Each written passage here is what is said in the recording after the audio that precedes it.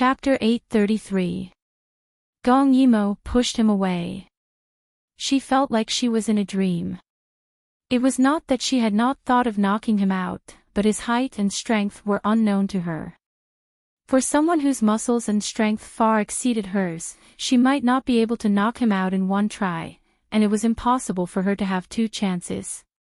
She touched his nose and checked his eyelids. She found that he was in shock. Whether he was dead or alive depended on himself. She did not have time to stay. She had to change shifts every 2 hours. Gong Yimo took away his gun and the key to the cabin where the little girl was locked up.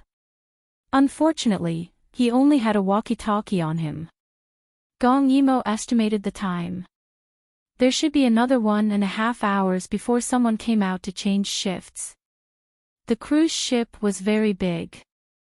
She could not act rashly because there might be other patrolling people or people who were not sleeping. If she accidentally met one of them, a weak woman like her would not be a match for him. Before she walked out of the door, a bolt of lightning exploded in the sky. Gong Yimo trembled. She was actually afraid, but when she thought of the consequences of sitting around and waiting for death, she could only suppress her fear and other emotions. She could not be afraid now. She believed that her brother must be looking for her. She also knew that the other party was an organized transnational criminal gang. It would not be easy to find them. She had to give her brother a hint. Kim Yoon was indeed trying his best to find her. He used all his manpower and financial resources to find her. Finally, he got news of Amor's whereabouts. He was now on a plane. In such weather, it was very dangerous to take a plane. However, in order to find her, Kim Yoon did not care so much. After all, Amor was in a very dangerous situation now. Xiao Li said that the group of people he contacted was a group of transnational traffickers. Each of them lived a life of bloodshed and were not to be trifled with. He said that since the other party had already sent such a message, the Jean family would probably not be able to find them, because no one would know which country they were going to sell the human to. Moreover, even if they found her, she would be crippled. Those men were all extremely vicious. It was normal for a woman to die in a few days. Kim Yoon was so angry that he sent him directly to prison. He was even more eager to find Gong Yimo. In his meticulous search, someone had provided him with the exact location of Amor's smuggling route, but he didn't know which direction Amor's ship had gone. While waiting for news, he also joined the search at sea. In addition to hundreds of airplanes, there were also hundreds of ships that spread out day and night to search. They even joined forces with the maritime police to stop any suspicious ships for inspection. In short, he had to stop Amor before she left this region of the sea. Otherwise, it would be even more difficult for him to find her once she left this region of the sea. He had thought about it before. Even if Amor was really bullied, as long as she was still alive, he would definitely atone for his sins by her side. He had been too relaxed and neglected the fact that no matter what era it was, there would always be some crazy people. There would not be a next time. No more. On the plane, Kim Yoon stared at the sea while staring at his phone. When he sent a message, his hands were trembling non-stop. God, did you send her to my side just to let me experience the ultimate happiness before taking her away? If this was fate, he wouldn't accept it. He wouldn't accept it. Give her back to me. Give her back to me. Gong Yimo returned to the deck once again. This was a 3-story cruise ship. It was directly above the pressure plate. The second floor was the main control room. Usually, the generator of a cruise ship was below the deck. When she was locked below, she had heard the sound of the generator. It was not far away. She calmly observed for a moment. There was no one standing in the control room. It was very likely that they were lying on the chairs to rest.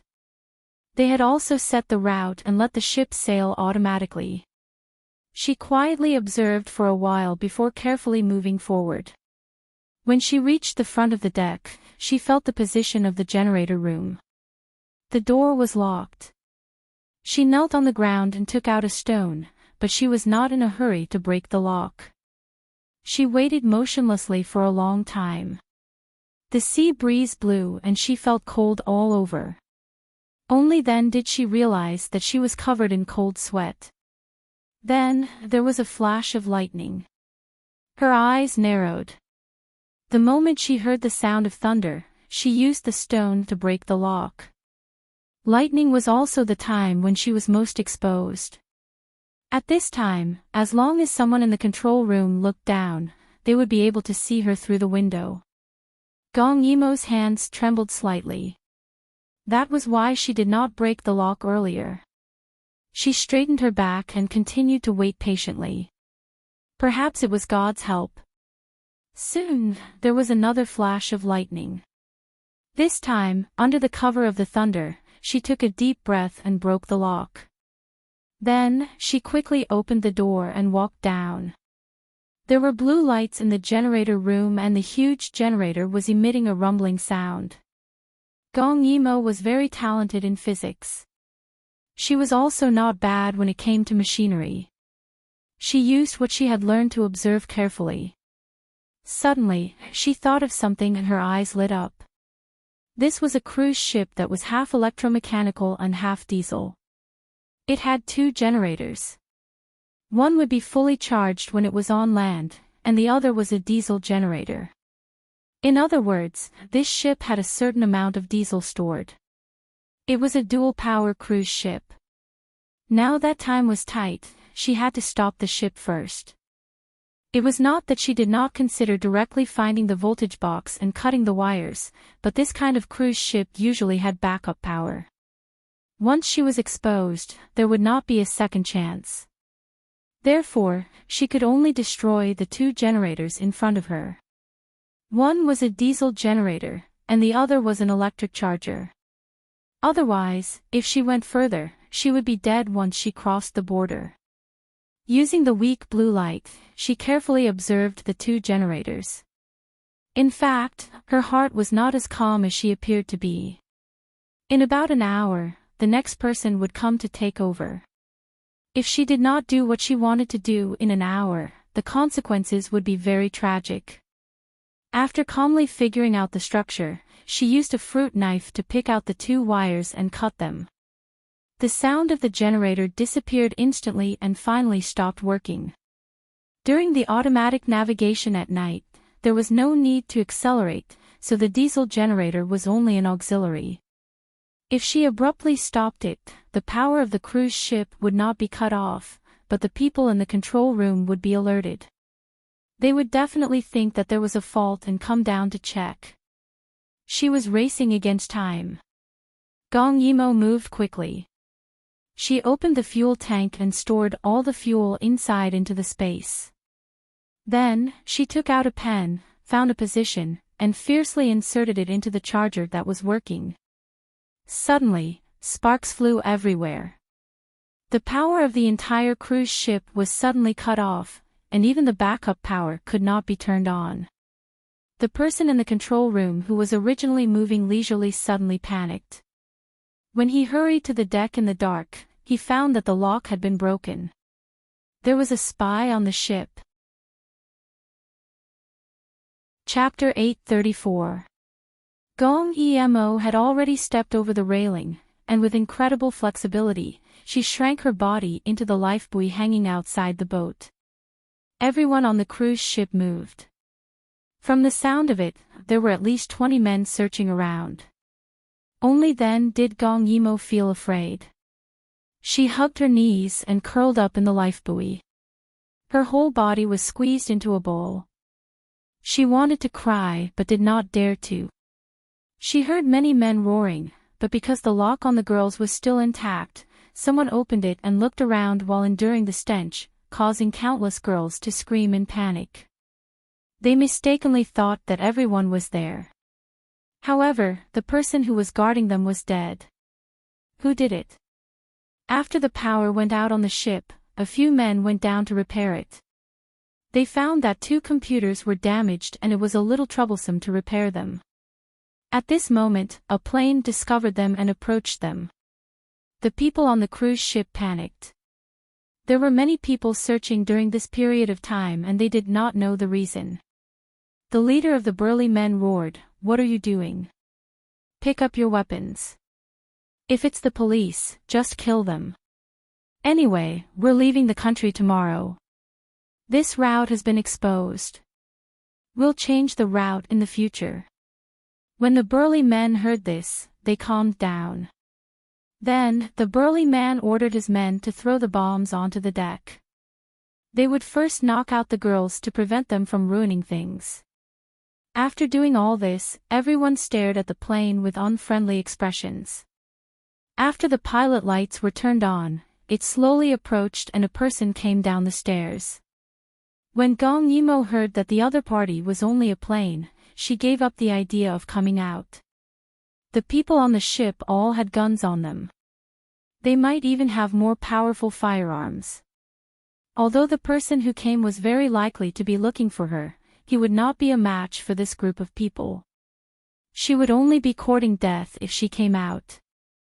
However, she had to give the people on the plane a hint and let them know that there was something wrong with the ship. However, she did not expect that after the plane lowered, the person who came down was actually Kim Yoon. Brother.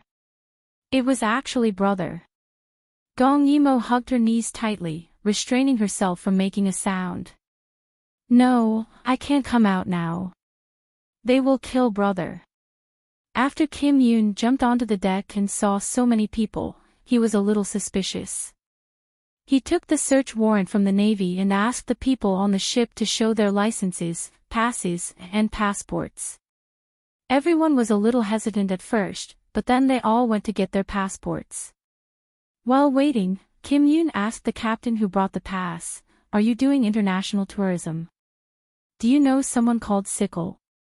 Kim Yoon's words made the other party silent for a while, because their boss was nicknamed Sickle. Kim Yoon asked this because the one who kidnapped Gong Yimo was this guy called Sickle. "No, I don't know who you are. It's late at night. Are you looking for someone?" At this time, Sickle walked out. He was very tall and had a fierce aura, which made Kim Yoon frown. "I'm from Sea City's Jean family. This Sickle has wrongly kidnapped my wife. So, I must find him. Now that this sea has been blocked by me, if you know this person, you can help me. Money is not a problem, but you must return the person to me." Sickle narrowed his eyes. He knew the Jean family's strength, but he did not expect them to be so crazy to find someone. When he thought about how the situation at sea was so tense for a woman, he felt depressed. Did the Jean family have so much money to burn? What kind of woman couldn't they buy with so much money? Unfortunately, I haven't heard of this person.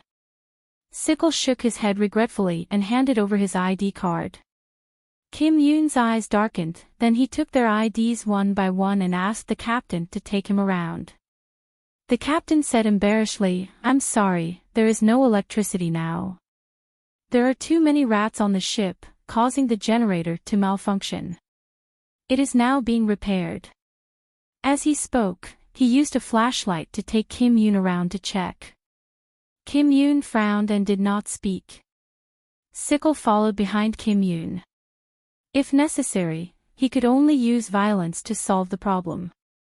There were rules in the industry. People who were on the ship could never be released, otherwise, it was likely to cause more trouble. So, although he regretted it now, he would never let him go. As for Kim Yoon, it would be best if he knew his place, but if he did not, at this time, the sky was getting gloomier. After checking, Kim Yoon's walkie-talkie spoke. "Young master, are you done checking? There will be a storm soon, let's go." If a storm came, it would be even more dangerous to take a plane. Kim Yoon did not find anything after checking around. He also went down to check the deck.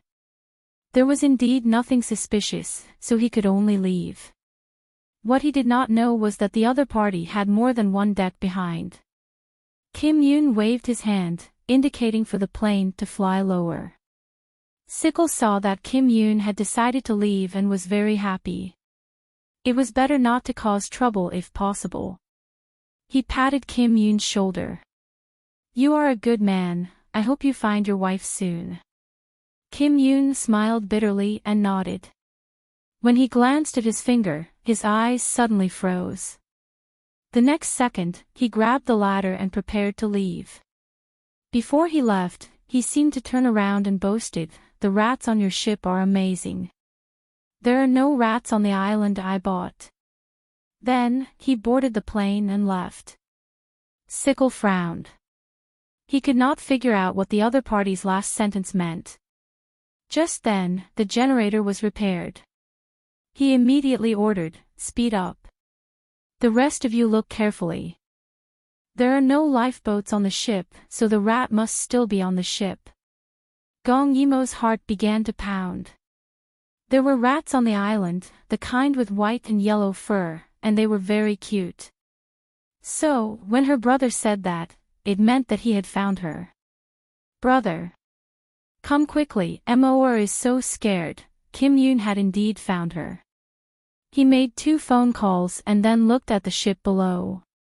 No one knew what Sickle looked like or what his characteristics were, but the man just now only had 9 fingers. Inexplicably, he remembered the number 9 that was scratched out on the tag of the clothes Mor had left behind. There was also a Z imprinted on the nail. 9 fingers. He was the one who had kidnapped Mor. Everyone on the ship was carefully searching. Gong Yimo knew that the other party was likely to find her. Originally, she had planned to pour out the oil from her space and burn the ship. Then, they would not be able to repair the generator if they wanted to put out the fire. That way, she could buy more time and the fire would attract the people who were searching. But now that the power had been restored, she did not know when her brother would come. What should she do? At this moment, a man slowly approached. He was checking the number of swimming rings when he suddenly saw a strange swimming ring. Gong Yimo's heart was pounding. Was she going to be found? Suddenly, a buzzing sound came from the sky. The people on the deck looked up and were shocked to see hundreds of planes flying towards them. Chapter 835.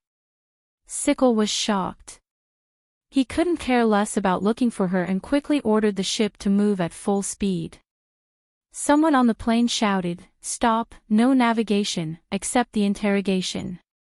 Sickle was a little panicked. At this time, countless searchlights came from all directions. At the same time, they were slowly surrounded by more than 10 cruise ships. And it was a Navy ship. On the turbulent sea, there was lightning and wind. One ship was completely surrounded by dozens of ships, and there were hundreds of planes circling in the sky. Who would have thought that such a big battle was just for a girl? Warning, stop, accept the interrogation. Warning, stop, accept the interrogation. Sickle looked around and found that there was no way to escape. This was the end. Everyone was panicking, but Sickle was clear-headed. These people were all looking for the girl called Gong Yimo. If they took her as a hostage, these people would not dare to act rashly. At this time, he still didn't know that Gong Yimo had escaped. He thought that what happened on the ship was the work of an assassin sent by the enemy. However, when he went down to the hidden cabin, he found that Gong Yimo was not among the unconscious girls. Sickle then knew that there were no spies on the ship, nor were there any assassins. It was a little girl who had done something in the dark.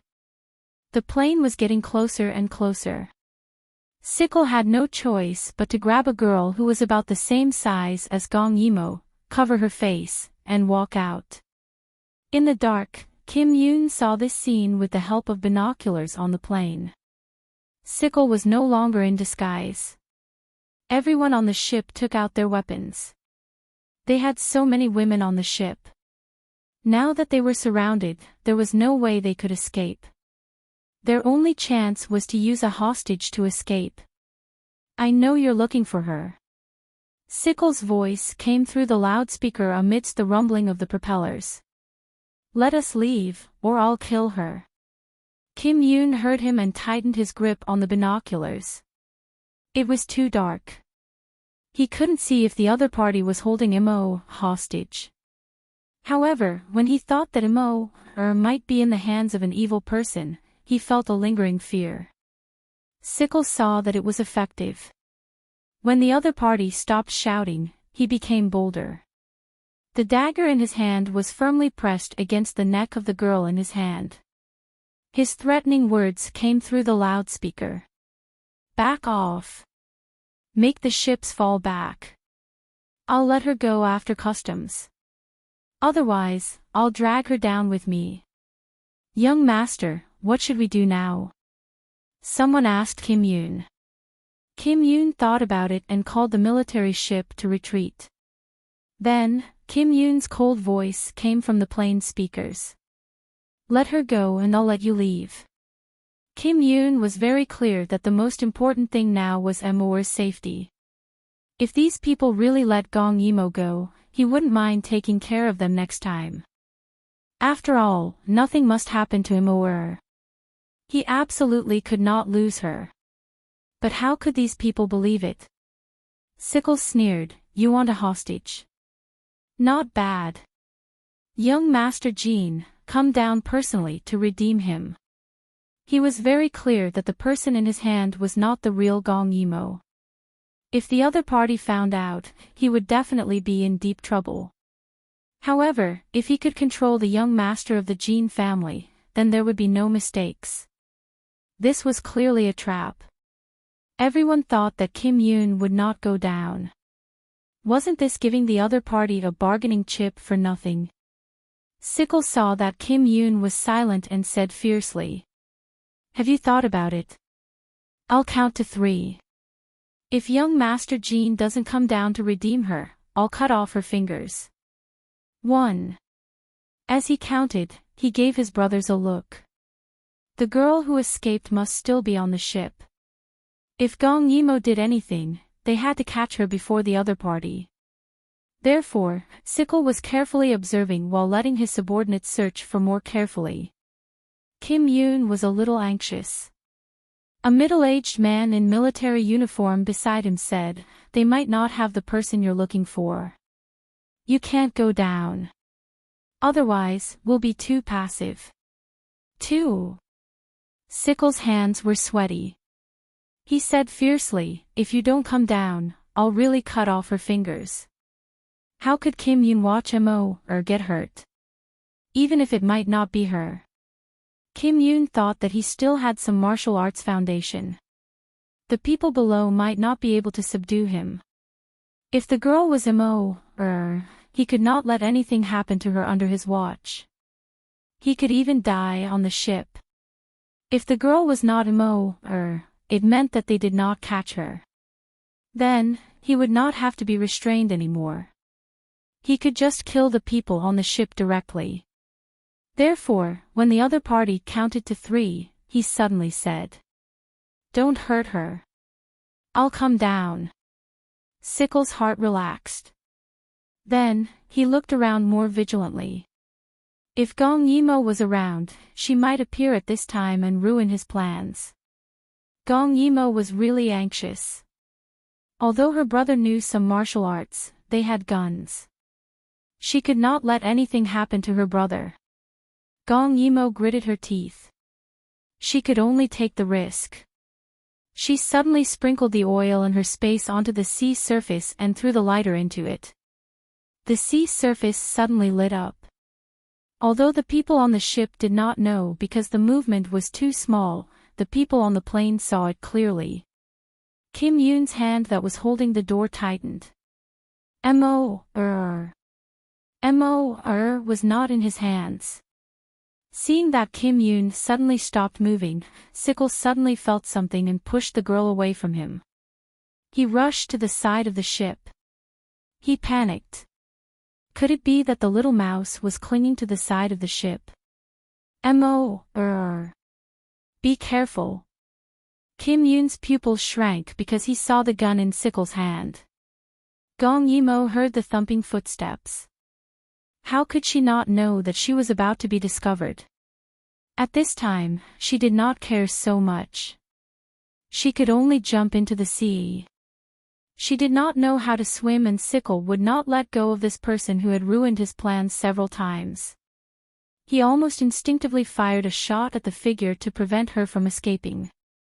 As for where the shot hit, it was none of his concern. However, before he could jump in to catch her, a figure jumped out of the plane when Gong Yimo jumped and the gunshot sounded. The two of them fell into the sea. Young Master Kim. The middle-aged man in military uniform shouted. The waves were turbulent and swallowed the two of them in an instant. Kim Yoon struggled to swim downstream. He knew that Imo had not learned how to swim. The sound of gunshots kept coming from the sea surface. However, he turned a deaf ear to it. With the help of the searchlight from the plane, he kept going deeper and deeper. Finally, he caught the pale little hand. Imo. The sea water was strangely illuminated by the searchlight. Kim Yoon pulled and saw a trace of blood behind Gong Yimo. She seemed to have fallen into a deep sleep. Her eyes were closed and she had lost her soul. Kim Yoon had never been so scared. He pulled her into his arms. His heart felt like it was about to jump out. He could not imagine where the shot had hit her. The only thing he thought was that if Imo died in front of him, then he would bury them in the sea together. Chapter 836. Without her, he wouldn't be able to live. Jin Yun held her face tightly in his hands and breathed a sigh of relief into her heart, as well as his last hope. Imo, don't leave me, don't be so cruel. I just got you. I waited my whole life to get you, please. Don't be so cruel. Kim Yoon's tears flowed into the sea from the corner of his eyes. Suddenly, a miracle happened. Gong Yimo, who was originally lifeless, suddenly took a deep breath. Then, she clung tightly to Kim Yoon and sucked the oxygen out of his mouth. Imo. Kim Yoon widened his eyes. She was still alive. At this moment, whether it was fear, cowardice, or fear, they all disappeared. The pain of losing his love and the joy of regaining what he had lost made Kim Yoon hug her tightly. He wanted to never leave her again. The two of them were entangled in the water, and the gunshots on the surface of the water were incessant. The lights flickered, and the water seemed to separate two worlds. Finally, when the two of them came out of the water and gasped for breath, the chaos had subsided. The people on the boat had surrendered, and the people on the plane were surprised to find them. They lowered the ladder and came to rescue them. Gong Yimo had a hole in the thick book in her hand, and a bullet was embedded in it. Therefore, the sickle shot had only scratched her skin a little. Gong Yimo hugged Kim Yoon's neck tightly. Her heart couldn't calm down for a long time. She had almost lost her brother forever. Brother, are you willing to live on the island with me? Just the two of us, forever. Her voice was hoarse, and it was filled with the fear of surviving a disaster. Kim Yoon hugged her tightly and closed his eyes. He had never thanked the heavens like this before. He thanked Imo for not losing her. It was great that she was still alive. But he didn't want to experience this kind of fear a second time. Okay, let's go to the island. We'll live there in the future, and no one can separate us. Gong Yimo nodded and said after a while. What if Uncle doesn't agree? Kim Yoon said calmly, I will take care of him in his old age, but I will never forgive him for the rest of my life. Gong Yimo rubbed against her. What about Mommy? Bring her to the island. Let's live together, okay? Gong Yimo still wanted to say something, but Kim Yoon pushed her away and forced her to look into his eyes. As the plane approached, someone jumped into the water to rescue him. Hundreds of planes were circling in the sky, and dozens of boats surrounded the area. Everyone was nervous about the young master's safety. However, the young master only had eyes for the woman in front of him. His hair was wet from the seawater, and his eyes were shockingly bright under the searchlight. "I'll promise you anything. I'll do whatever you want.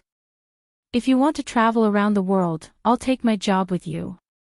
If you want to live on a small island, we'll go to the small island and never leave each other. You can have anything you want, I only want you. Can you swear? You will never leave me again." The hand that was holding her shoulders was trembling, and the water undulated. However, Gong Yimo could still clearly feel his fear. At that moment, all the fear in her heart disappeared. To be loved by someone without regard for anything, to be needed by someone so urgently, was such a blissful thing. "Okay. I swear." Kim Yoon could not help but reveal a beautiful smile. He hugged Gong Yimo tightly again. "That's great. We will never be separated again." The rescue continued, but the two people who were rescued were tightly hugging each other. They were really uncooperative. 3 years later, Kim Yoon was carrying a travel bag on his back, a briefcase in his hand, and a female handbag on his arm. He was even carrying a pile of shopping bags. The surrounding women could not bear to see him like this. What a peerless beauty! Why didn't they keep such a handsome man at home? Instead, they wanted him to be a coolie. Their hearts ached. They really wanted to go over and share his burden. However, the person involved did not feel that this was a kind of torture. Kim Yoon revealed a gentle smile. The haze and loneliness between his eyebrows had long been dispelled. His facial features were exquisite, as if they were carefully sculpted by the hands of God. That little mole under his eye was especially charming and captivating. Any celebrity standing next to him would be overshadowed. In the shopping mall, the number of women surrounding him gradually increased. They all wanted to know who was torturing this handsome man. Moreover, looking at the pile of shopping bags filled with female products, it was obvious that the handsome man had a girlfriend. They did not know what kind of woman could suppress such a stunning beauty. Many women secretly touched up their makeup. If the handsome man's girlfriend was not good-looking, they would have a chance. At this moment, Gong Yimo ran over with an ice cream cone. Her appearance was like a ray of light. If Kim Yoon was said to be a seductive seductress, then this girl was like the most holy light in the world. Many of the beauties who were lurking around Kim Yoon saw Gong Yimo walk over to him in a floral dress and heard their hearts break. With such a stunning girlfriend, it was no wonder that they did not attract any attention when they walked around in front of him. "Ah, I'm so tired. There are so many people in line." When Kim Yoon heard this, he immediately frowned. "If I had known, I would have bought it for you. Emor, are you tired? Do you want to sit down and rest?" As Kim Yoon said this, he frowned with heartache. If it were not for the pile of things in his hands, he would have given her a loving hug. Everyone was speechless. They did not understand how tiring it was to buy ice cream. Gong Yimo pouted. After acting coquettishly for a while, she said, "It's okay. Hubby is the one who's tired. He just got off the plane and went shopping with me. How about this? Let's not buy it first. Let's go back to the hotel and rest." Kim Yoon nodded. "Emor will arrange it." Thus, Gong Yimo held his hand and the two of them walked out sweetly. Gong Yimo gave Kim Yoon a bite of ice cream and asked coquettishly, "Hubby, let me carry my bag. You're sweating." Kim Yoon quickly gathered the things on his body. "No. What if I tire you out? We just got off the plane and walked for so long.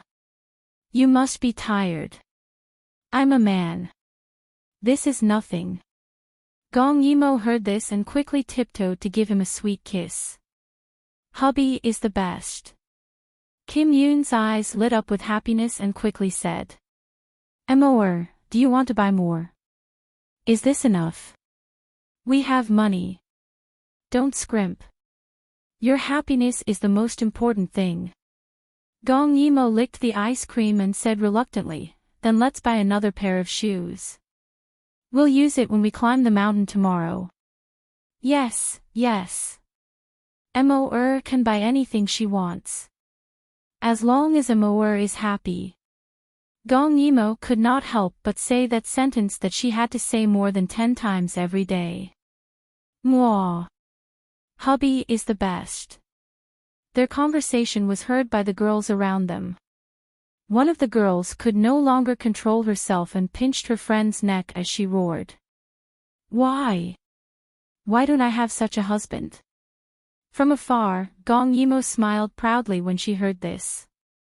Kim Yoon lowered his head and kissed her sweet little mouth. Because in this world, only Mo is the cutest. Chapter 837. Yuchi was a country with a high degree of female happiness, because their rulers were 2 handsome men. Si Wuyen tossed the memorial in his hand to Shang Mingxi and said helplessly. Why can't I play around like Gong Yimo? Why do I have to sit here and read these boring memorials? Although it seemed a little disrespectful, Shang Mingxi still said it quietly. I'm the one reading all the memorials. Si Wuyen, he waved his fiery red clothes and said after a while, yes, you're a great contributor to Yuchi. Without you, Yuchi wouldn't be able to turn. Since you're so powerful, can I go out and play for 2 years before coming back? The more he spoke, the more excited he became. I heard that Gong Yimo went to the seaside and saw fish as big as a mountain. I really want to go. Shang Mingxi sat in the dark and read memorials, not even raising his head. Go, when you come back, you'll realize that Yuchi has changed its surname. Si Wuyen pretended to be bitter. Little Cece, you really don't know how to joke. You won't really take over my country just because of a disagreement, right? Shang Mingxi finally raised his head to look at him, then lowered his head as if his eyes were hurt. Shang Mingxi felt stifled. Why did he have to serve such a person as his master? Look at Yuheng. Under Kim Yoon's governance, Kim Yoon was famous for being a benevolent ruler. Then there was Lu Yi. Because Dragon City Wuji was full of energy, his subordinates were also crazily reforming and developing. Their political achievements were on the rise. Not to mention Daiyu State. Although the regent often took Gong Yimo out to play, there were no loopholes at all. Only their ruler knew how to play every day. Shang Mingxi secretly swore in his heart. The little crown prince could never be raised to be like his father. Speaking of the little crown prince, a very cute little Shota ran over excitedly. He was already 6 years old. It was said that Gong Yimo gave birth to a daughter this year. It seemed like they could match a pair. Imperial father, imperial father. Little Crown Prince seemed to have discovered something interesting and was eager to share it with Si Wuyen. Although this child was obtained by accident, when the Empress Dowager was still alive, it was because of this child that she decided to kill Si Wuyen and cultivate him as a new puppet. However, Si Wuyen treated him very well. Perhaps it was because he had lived a miserable life when he was young, but he would grant this child's every request. When he saw him enter, he immediately stood up from the dragon throne and hugged him in his arms. Yo, little fellow, aren't you at the Imperial College right now? Why are you here? The little guy looked very much like Si Wuyen, with red lips and white teeth. When he heard Si Wuyen's words, he immediately smiled. But before he could answer, a cold and gentle male voice came from behind his father. That's right. I also want to know why His Highness the Crown Prince is still in class. Why is he here? The little prince instantly stuttered. Gigi Godfather is here too. If there was anyone the little prince was most afraid of, it would definitely be his godfather, Shangmingshi. He was clearly smiling, but he could very gently punish him until he was hovering between life and death. Even Imperial Father couldn't do anything to him. Seeing that the child was afraid, Si Wuyan pulled him into his arms and glared at Shangmingshi. What are you doing? Do you know that you scared him? Little Crown Prince saw this and shrank into Si Wuyan's arms with a frightened expression. That's right, that's right. Godfather looks so scary when he's not smiling. Shangmingshi looked at the adult and child, the veins on his forehead bulging. Finally, he revealed his signature smile. However, before he could say anything, the little prince hugged Si Wuyan's neck with a "Wah." Imperial Father. Godfather looks even scarier when he smiles. Shangmingshi, hearing the cheerful voices in the inner hall, the palace servant sighed. Your Majesty, the relationship between the Crown Prince and the Prime Minister is really good, the other eunuch nodded repeatedly. Wait a minute, was there something strange mixed in? It doesn't matter, as long as Yuchi is safe. On a boundless grassland, a handsome middle-aged man led a group of people and galloped on horseback. At the back of the group, a pony was running unsteadily. The middle-aged man stopped and glared at the little girl on the pony's back with a pair of deep blue eyes that were tinged with purple. Rumo. Take a look at your horsemanship. Why don't you practice more? A 13 to 14-year-old girl stuck out her tongue and rode the horse to Longqing Wuji's side with great effort. Imperial Father. Why can't I be like the Princess of Daiyu State and not leave the house every day? Going out to ride a horse would be too hot, okay? The middle-aged man, who was Longqing Wuji, frowned. What are you talking about? How can Lu Ye's children not even know how to ride a horse? I know how to ride. The little girl raised her chin. It's enough that I know how to ride. Imperial Father wants me to catch up to your speed. Longqing Wuji tried to control himself, but in the end, he couldn't. Why are you so useless? Jin's speed is already slow enough. You said that you want to be like the Princess of Daiyu State. That Princess of Gu State's riding skills are better than Jin's. Why don't you say it? Longqing Rumo stuck out her tongue and thought to herself. She was just a mortal, how could she be compared to that person who was said to have become an immortal? Isn't this making things difficult for her? Longqing Wuji thought of something and became depressed. He then said to the people behind him, you guys continue. We will meet at Baiji Ranch later. Rumo. Follow Zhen. Longqing Rumo was afraid. What should she do? Imperial Father wouldn't punish her again, right? Don't. But she was frightened to find out that the direction of Imperial Father didn't seem to be the ancestral hall where they were locked up, but the God Eagle Temple. Very quickly, they arrived at the God Eagle Temple. The God Eagle looked down on the earth with its wings spread out. The heart of the God Eagle was burning fiercely. Every Luyi person standing here could feel the greatness of the country and their own insignificance from the bottom of their heart. Rumo was the same. She looked at the heart of the God Eagle with infatuation. If only I was born a few years earlier. I really hope to be able to light the heart of the God Eagle with my own hands. Longqing Wuji looked at the statue and seemed to remember that time when he held up that girl and lit the stone heart. He couldn't help but say. With her here, you won't have a chance. Rumo pouted unhappily. Imperial Father. You can't be so biased. Why can't I? Princess of Gu State was a princess, but she was also Princess of Luyi, okay? Longqing Wuji glanced at her and suddenly said, she is skilled in martial arts, resourceful, kind and benevolent. Tell me, which part of you are better than her? Ruemo touched her face proudly. I must be prettier than her. Longqing Wuji restrained himself. In the end, he didn't attack his daughter's pitiful self-esteem. Ruemo couldn't help but ask when she felt Longqing Wuji's deep sorrow. Princess of Goose State is so good. She even personally came to Lu Yi. Imperial father, why didn't you keep her back then? Longqing Wuji suddenly closed his eyes.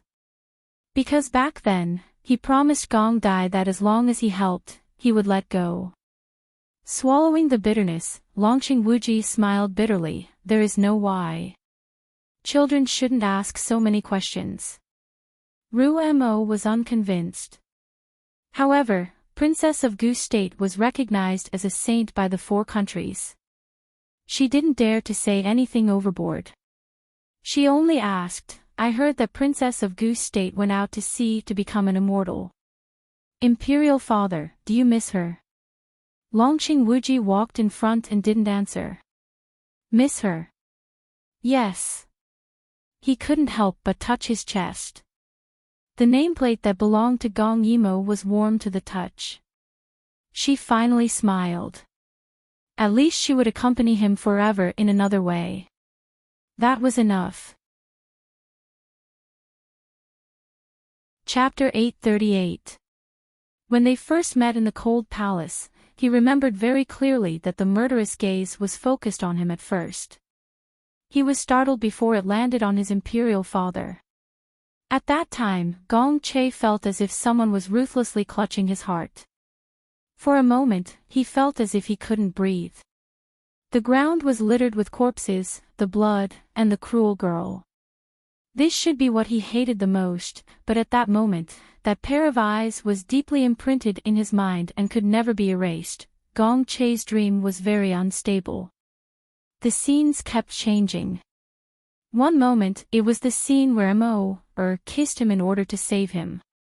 In the dream, he once again experienced that touch of softness. He was so nervous that he couldn't breathe. Then, the scene changed. It was before he went to build the canal. He finally recognized his feelings. When he hugged her tightly on the bed, that throbbing made him tremble. Although he was nervous and palpitating, it was really sweet. It was as if he wanted to get more from her. But later, she rejected him. Not only that, she even got together with someone else. He couldn't accept it. They were blood relatives, so why didn't she choose him? His love was definitely no less than Gong Dai's. He so longed to be with her.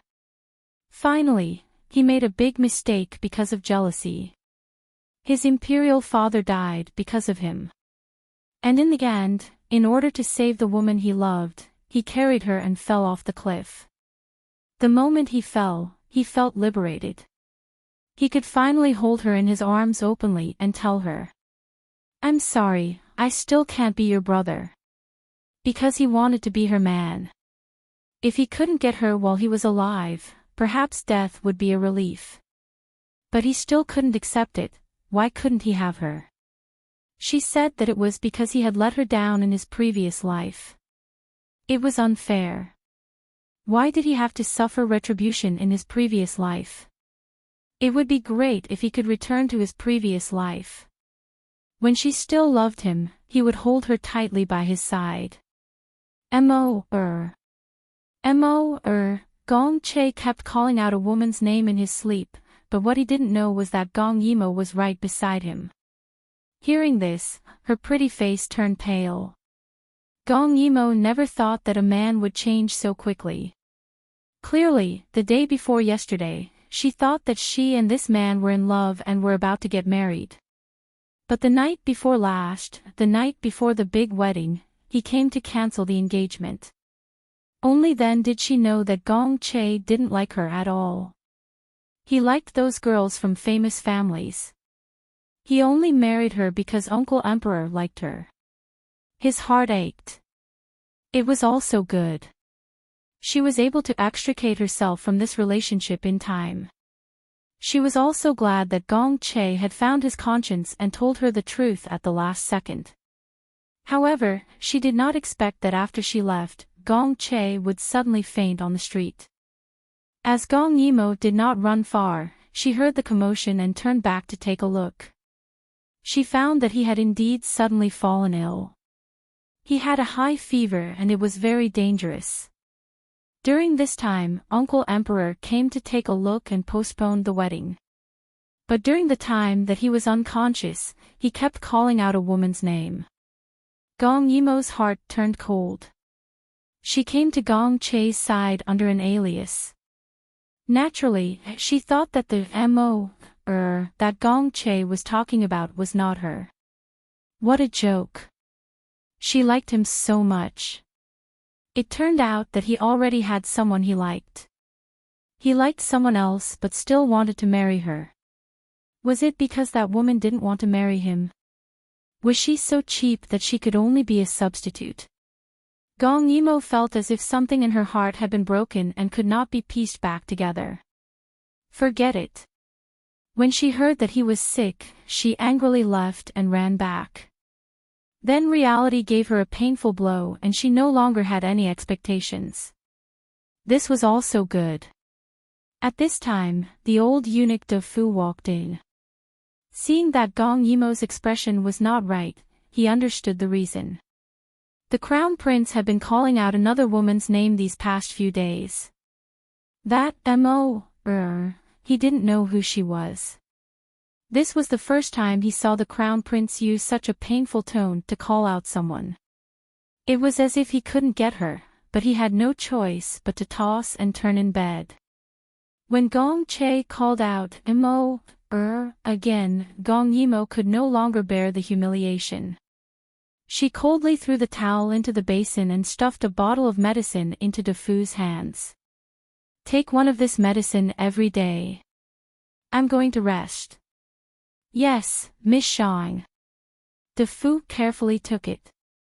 The medicine in Miss Shang's hands was better than the medicine that His Majesty had bestowed. But looking at Miss Shang's expression, it was no longer as lively as before.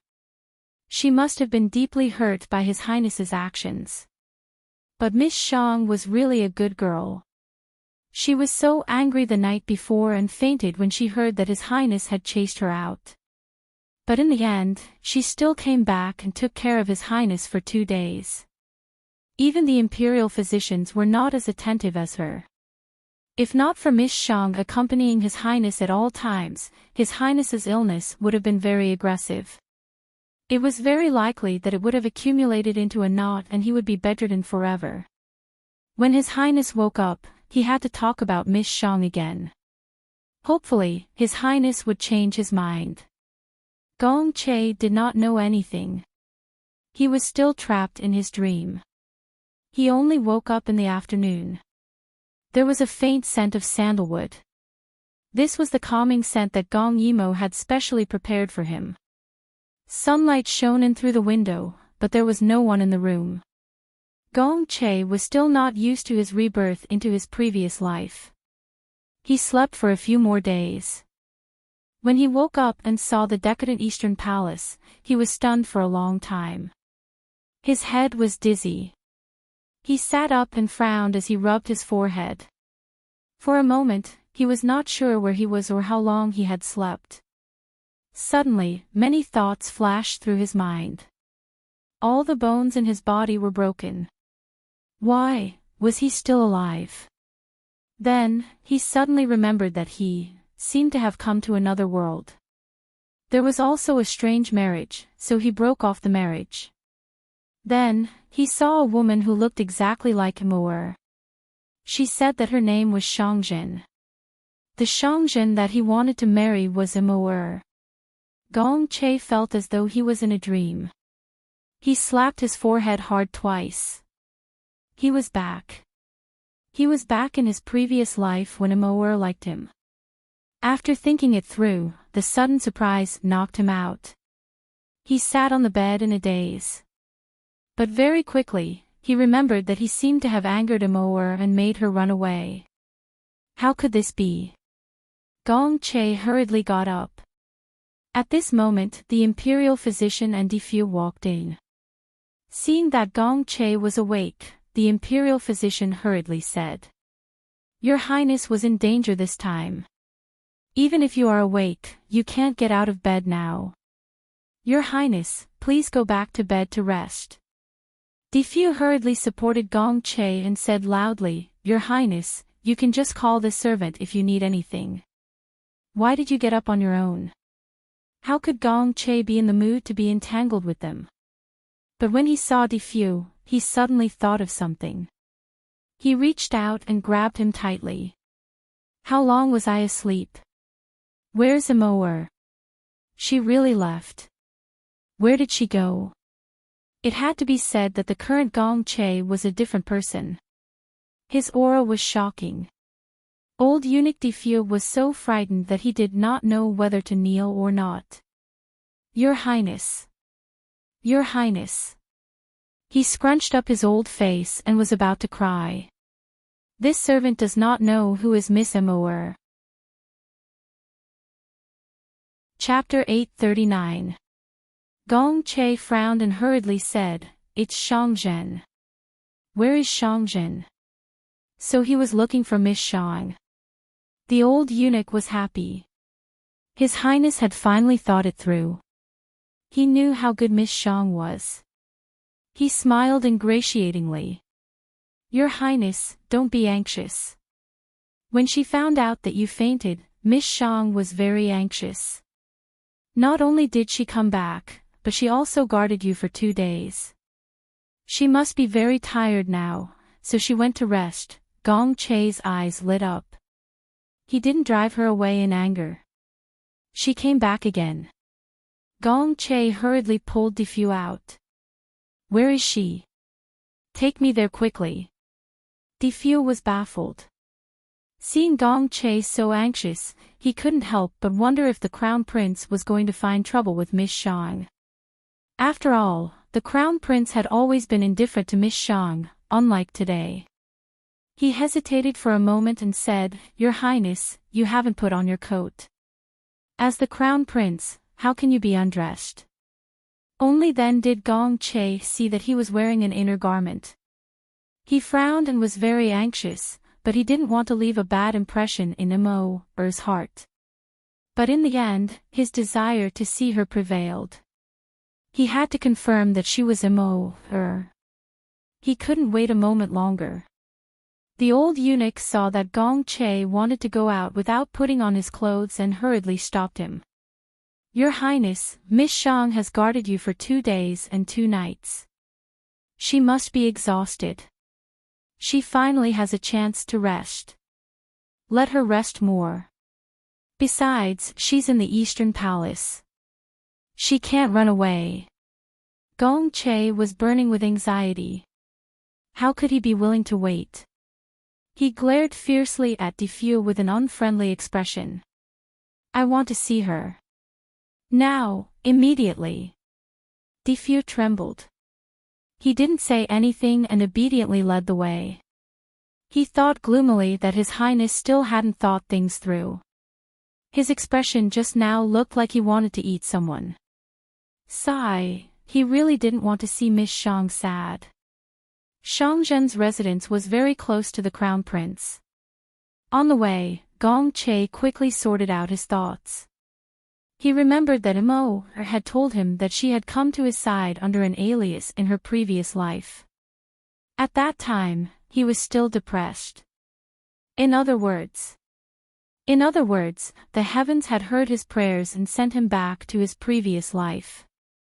At the thought of this, Gong Che wished he could punch himself. God was so kind to send him to the day before his wedding with Immerse. This was supposed to be such a blissful thing. But he didn't understand the situation and did something wrong, causing Immerse to misunderstand that he didn't want to marry her. How could he not want to marry her? He's wanted to marry her. He was even in his dreams. Gong Che walked quickly because he was in a hurry. Diffuse chased after him and shouted, "Your Highness, wait for this servant. It's not this way." Gong Che waited patiently for the old eunuch. He couldn't suppress his anxiety, anticipation, joy, and fear. Gong Che's expression became increasingly tense. Defu was so frightened that he thought he was going to harm Miss Shang. He couldn't help but ask, "Your Highness, you're so anxious to find Miss Shang. Could it be that you want to talk about breaking off the engagement?" Gong Che was stunned. The old eunuch continued, "Your Highness, Miss Shang is already very sad. This servant saw her secretly crying last night. You want to break off the engagement the moment you wake up. Isn't this too cruel?" He didn't finish his sentence, but his meaning was obvious. It had to be said that this old eunuch was really kind. Gong Che felt terrible, but he couldn't say it out loud. He could only hope that he could apologize properly and beg Immerse to forgive him. He secretly thought that Immerse loved him very much in this life. She should forgive him soon and get married, right? Fortunately, he hadn't reported this to Imperial Father yet. Their engagement was still valid. When they finally reached the door, Gong Che became nervous. The afternoon sun was scorching hot. It shone on his forehead and made him sweat profusely. He seemed to be at a loss.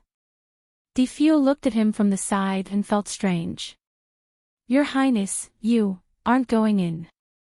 Gong Che was extremely nervous. His Adam's apple bobbed twice, and then he glanced coldly at this meddlesome old eunuch. "You can leave." Defu was shocked. He felt that he had overstepped his boundaries. When he heard Gong Che's order, he quickly left. Gong Che then took a deep breath and pushed the door open. In the room, there was Immerse's unique fragrance. His eyes lit up. He impatiently walked through the outer hall and arrived at Gong Yimo's boudoir. The moment he saw her, Gong Che held his breath. It was as if this was a dream, and if he moved too much, he would shatter the dream. Gong Yimo didn't seem to be sleeping well. She was frowning and her eyes were red. It seemed like she had cried. When he thought that she was crying because of him, Gong Che wanted to slap himself. The person he yearned for day and night was right in front of him. And strangely, she was his fiancée. Was there a greater blessing than this? He actually dared to make her cry. If it wasn't for the fact that the timing wasn't right, Gong Che really wanted to beat himself up. Then he would kneel down and thank the heavens for their mercy. Finally, he carefully took 2 steps forward and carefully sat beside Gong Yimo's bed. He looked at Gong Yimo with fervent eyes. His breathing was hurried, and he didn't dare to reach out and touch her. His thoughts were still stuck in Immerse's rejection of his future life. So when he faced his fiancée who was so close to him, his heart was in a mess. Only the fragrance from her body that kept entering his nose was so real. It was the smell that he had longed for 6 years. Gong Che didn't wake her up. He originally had a lot to say, but when he thought about how she hadn't slept for 2 days and 2 nights because of him, his heart was filled with heartache and sweetness. That sweetness made Gong Che suddenly smile. His originally gloomy handsome face was instantly revealed because of this smile, and it was very charming. Finally, he couldn't help but lean over and sniff her scent up close. Gong Yimo was in a deep sleep. Because of her afternoon nap, her fair little face was flushed pink. Her little brows were slightly furrowed, as if she was upset about something. Her long eyelashes were trembling slightly, as if she was very uneasy. Her pale little mouth was slightly open, as if she was spitting out fragrant flower petals, inviting him to pluck them. Gong Che's heart was originally beating very fast, but when his eyes gradually focused on her lips, it beat even faster. He remembered her taste, remembered her sweetness. Although he stole and snatched every intimate moment, he still couldn't help but fall for her. Because her taste drove him crazy. He couldn't help but lick his lips, and his eyes gradually turned dark red. He would just kiss her, and then when Immerse woke up, he would explain everything to her. He promised that he wouldn't do anything rash.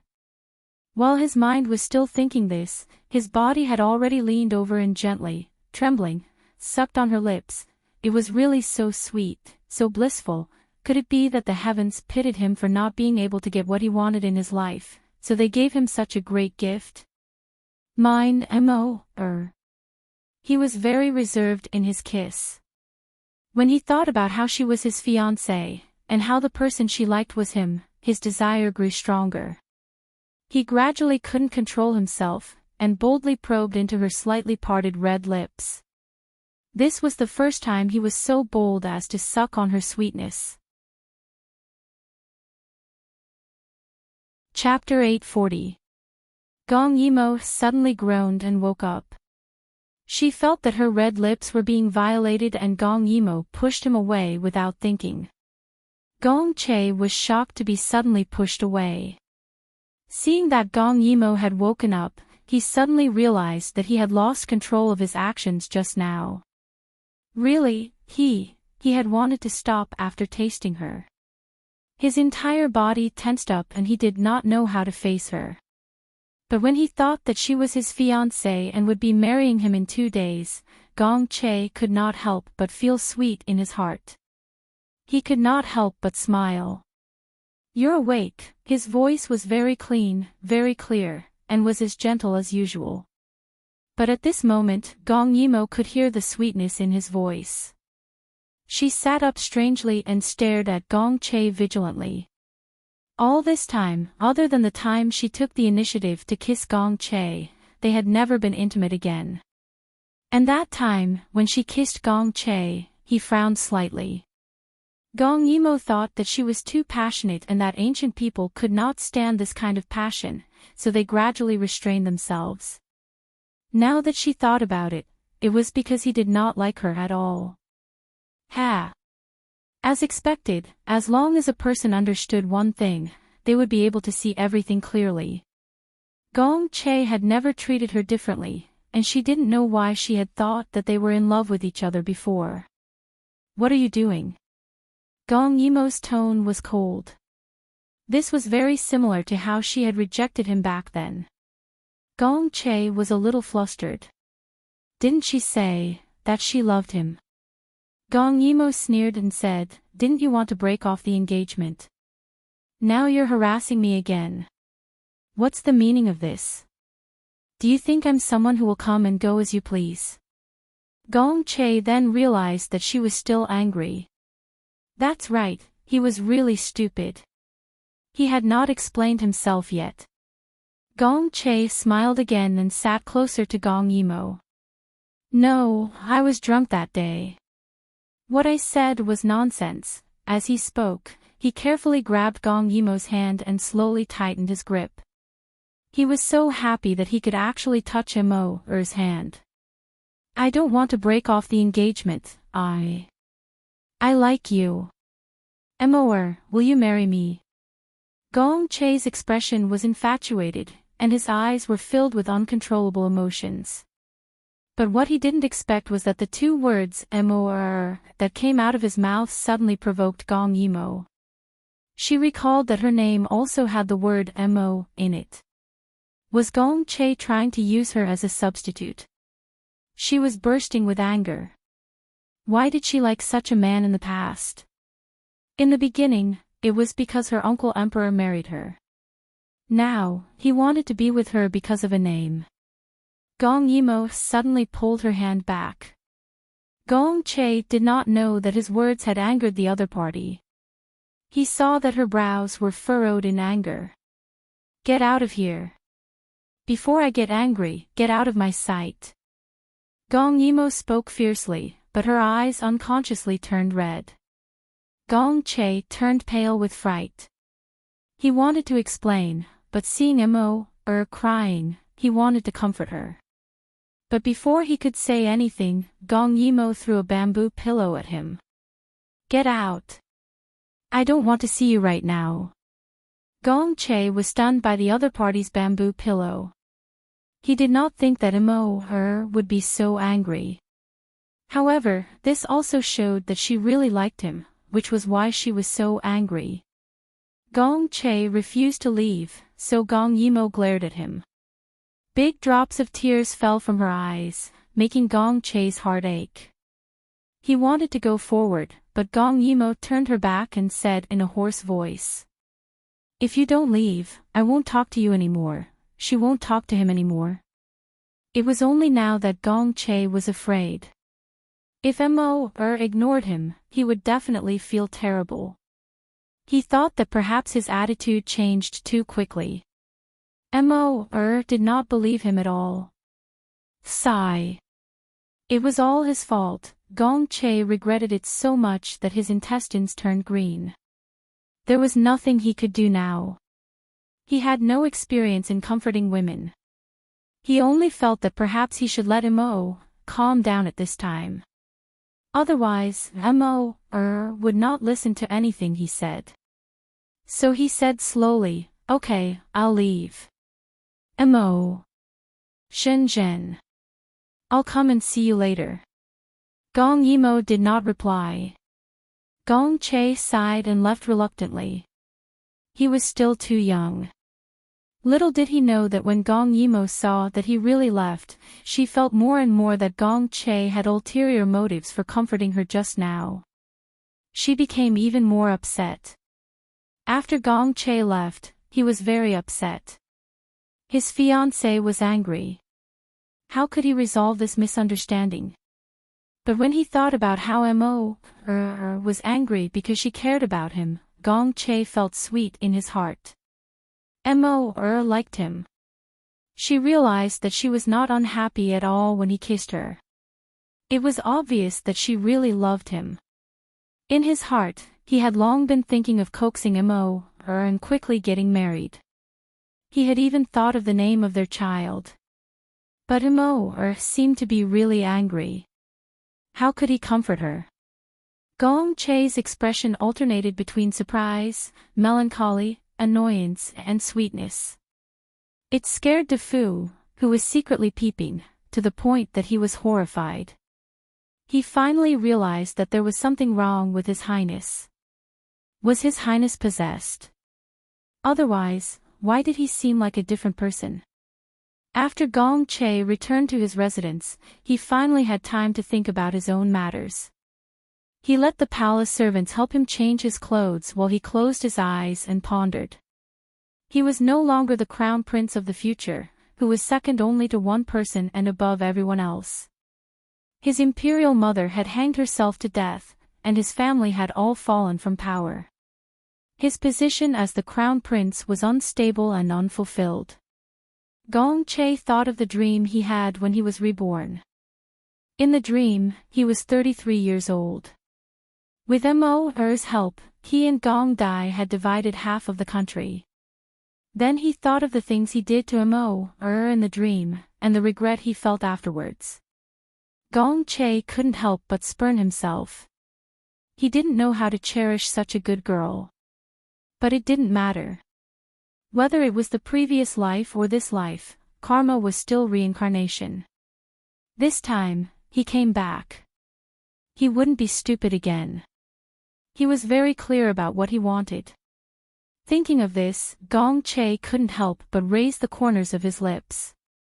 When he thought of how he was about to marry Mo, his heart couldn't stop jumping and flipping, as if it was about to fly. The palace servants all felt a bit strange. Usually, the crown prince gave them a gentle and melancholic feeling. But today, they felt that the crown prince was very dazzling. It was clearly the same face, but it was as if he was a different person. After Gong Che changed his clothes, he felt his body become light. In the bronze mirror, his appearance was very blurry. There were many things that Mo had brought to him in the future. He didn't have them now, but it didn't matter. Mo was here. Mo was his. That was enough. He kept thinking about it. He thought that Mo's anger should have subsided after half an hour, right? He missed her. After Gong Che tidied himself up, he once again went to Gong Yimo's place. But this time, he learned his lesson. He brought a few of Immerse's favorite snacks. When he thought of the two of them getting married, he couldn't suppress his smile. Along the way, all the palace servants looked at him as if he was bathing in the spring breeze. Chapter 841. When they reached the door, Gong Che slowed down. He saw that the weather was just right.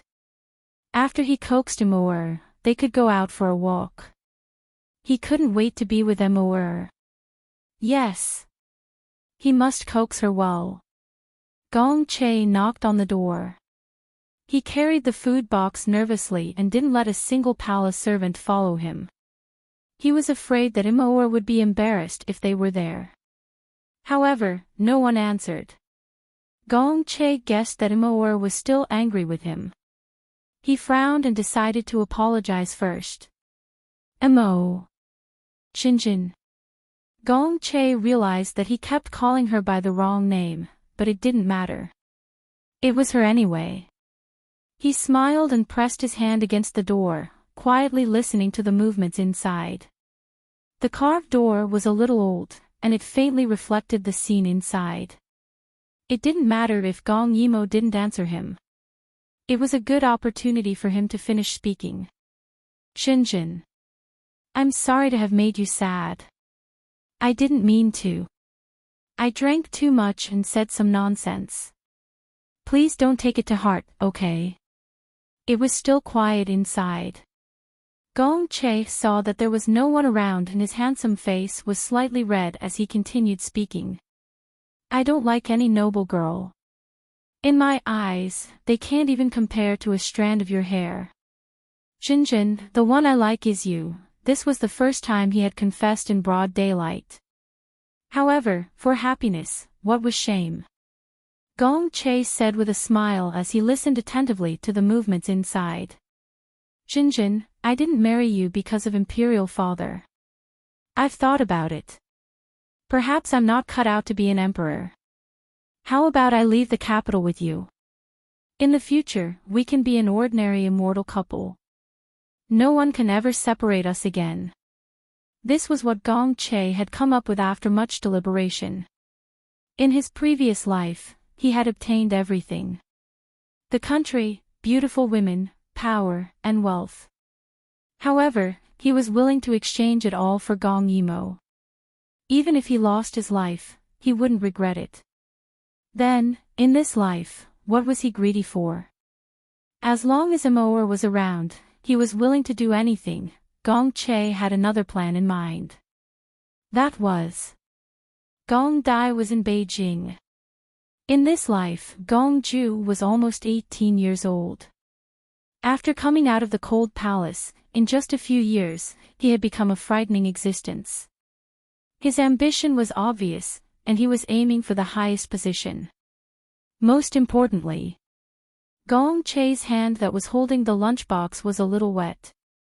Most importantly, what if Immerse fell in love with Gong Dai?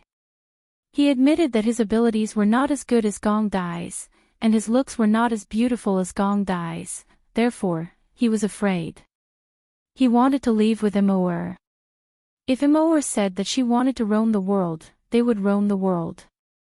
If Immerse wanted to live a carefree life, they would live a carefree life. He knew that it was selfish of him to do this, but to hand over Immerse and let her choose freely. It would be better to just kill him. Immerse liked him. In this life, he would not give anyone else a chance.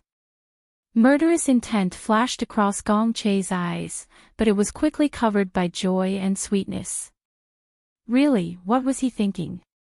Even if he didn't do anything, Immerse would marry him in this life. What was he worried about? Immerse liked him. However, Gong Yimo did not reply. This made Gong Che a little anxious. He knocked on the door again. Xinjin. There was no response. Gong Che frowned, but he still spoke in a very gentle voice. Xinjin, I'm coming in. Seeing that she did not speak, he pushed the door open. As Gong Che walked in, he smiled and said, "Jinjin, I brought your favorite snacks. You haven't eaten properly these 2 days, right? Eat something first, okay?" When Gong Che walked into the house full of anticipation, he realized that the windows were wide open. Where was Gong Yimo in the house? His expression changed immediately. "Mor." He shouted, but there was no response. The gentle smile from just now disappeared. At this moment, his expression was as cold as the king of hell. The food box fell to the ground with a bang, but he did not seem to feel it. Mor was gone, but there was a letter on the table. He quickly walked forward and opened it. He realized that there were many words written on it, but they were all the same sentence. "If you are heartless, I will leave." There were a few water stains on the paper. It was obvious that she was crying as she wrote. She was heartbroken. Gong Che was stunned and could not recover for a long time. What did Mor mean? She said that he did not like her. Because he was heartless, she decided to leave.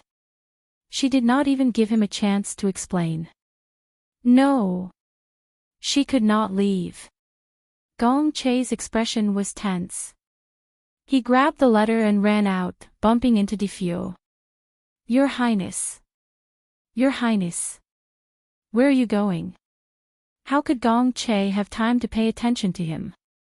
But when he saw him, Gong Che suddenly thought of something and hurriedly said, "Prepare the carriage. I want to enter the palace. Quickly." Defio was frightened by the crown prince's behavior and hurriedly went to prepare the sedan. Gong Che was burning with anxiety. He only hoped that he could arrive in time. His marriage with Mor was bestowed by imperial father. In other words, even if Mor wanted to leave, she must get imperial father's permission. Mor had the golden token personally bestowed by imperial father. She must have entered the palace at this time. If she wanted to break off the engagement, he must stop her. Gong Che's guess was right. Gong Emo really did enter the palace at this time. She used her lightness skills, coupled with her gold medallion, and was able to meet the emperor unimpeded. She explained the reason in a few words. Then, she very seriously expressed that she wanted to break off the engagement. Break off the engagement. In the throne room, Emperor Qing was dressed in luxurious clothes. He looked strangely at the little girl below. Didn't she like Che very much? Why did she suddenly want to break off the marriage that she had painstakingly asked for? Is Che not good to you? This was the only reason Emperor Qing could think of. Gong Yimo shook her head. This humble girl has figured it out. Her voice was slightly hoarse, but her attitude was firm. So what if she liked him? Now that she knew that Gong Che had no feelings for her, she would not force him. She lowered her head and said lightly, "Only a noble girl is worthy of the crown prince. I am just a commoner. I am not suitable. Your Majesty, please take back your order." Emperor Qing touched his chin and felt that it was somewhat interesting. Since that's the case, we will have to ask Che, what his intentions are. Gong Yimo suddenly shook her head. This humble girl wants to leave now. Your Majesty, you said that you would give me 3 promises. The first promise is that I asked to marry the crown prince. You agreed. This humble girl is very grateful. The second promise is that I want to break off the engagement. I know it's a little late to wake up now. If your Majesty is angry, I will accept your punishment. Now, I only ask that we have nothing to do with each other in the future. Emperor Qing was somewhat displeased. You go back on your words like this. If I promise you, where will the royal family's face go? Gong Yimo lowered her head deeply. My marriage with the crown prince is based on the 3 promises given by your Majesty. In other words, your Majesty's promise is worth 1,000 gold. The weight is higher than the marriage granted. Emperor Qing did not deny it and looked at her high and mighty. Little girl, what you said is not wrong, but how can I be sure that you will not use the third promise to ask to marry the crown prince? No. Gong Yimo shook her head firmly, because I now intend to fulfill the third promise from your majesty. Chapter 842. Gong Qing slightly raised his eyebrows. Oh. Third promise, what do you want? If what you say is reasonable, Zhen will agree to it. Gong Yimo couldn't figure out Gong Cheng's thoughts, she only knew that this uncle's temperament was not bad. At that time, he almost mistakenly took drugs, but because she stopped him in time and saved him, Gong Qing gave her 3 promises. Now, it's time to end it. Gong Yimo said in a deep voice, after all, the crown prince is still the crown prince, so after today's engagement, I hope that your majesty can grant the crown prince a marriage. Only a real noble lady is worthy of him. This is my third request. Gong Qing couldn't help but sigh in his heart. This girl, although she had seen through it, she was also heartbroken by Che. Even so, she still wholeheartedly thought of Che, which was really touching. At first, Gong Qing really wanted to punish her for going back on her words, but now this idea has faded. At least she didn't have the intention to harm others. Until the end, she still didn't forget to help others. It's really rare for a woman to have such a mind. In that case, you can get up. Zhen will agree to it. Gong Yimo held back her tears and said in a low voice, "Thank you, your majesty."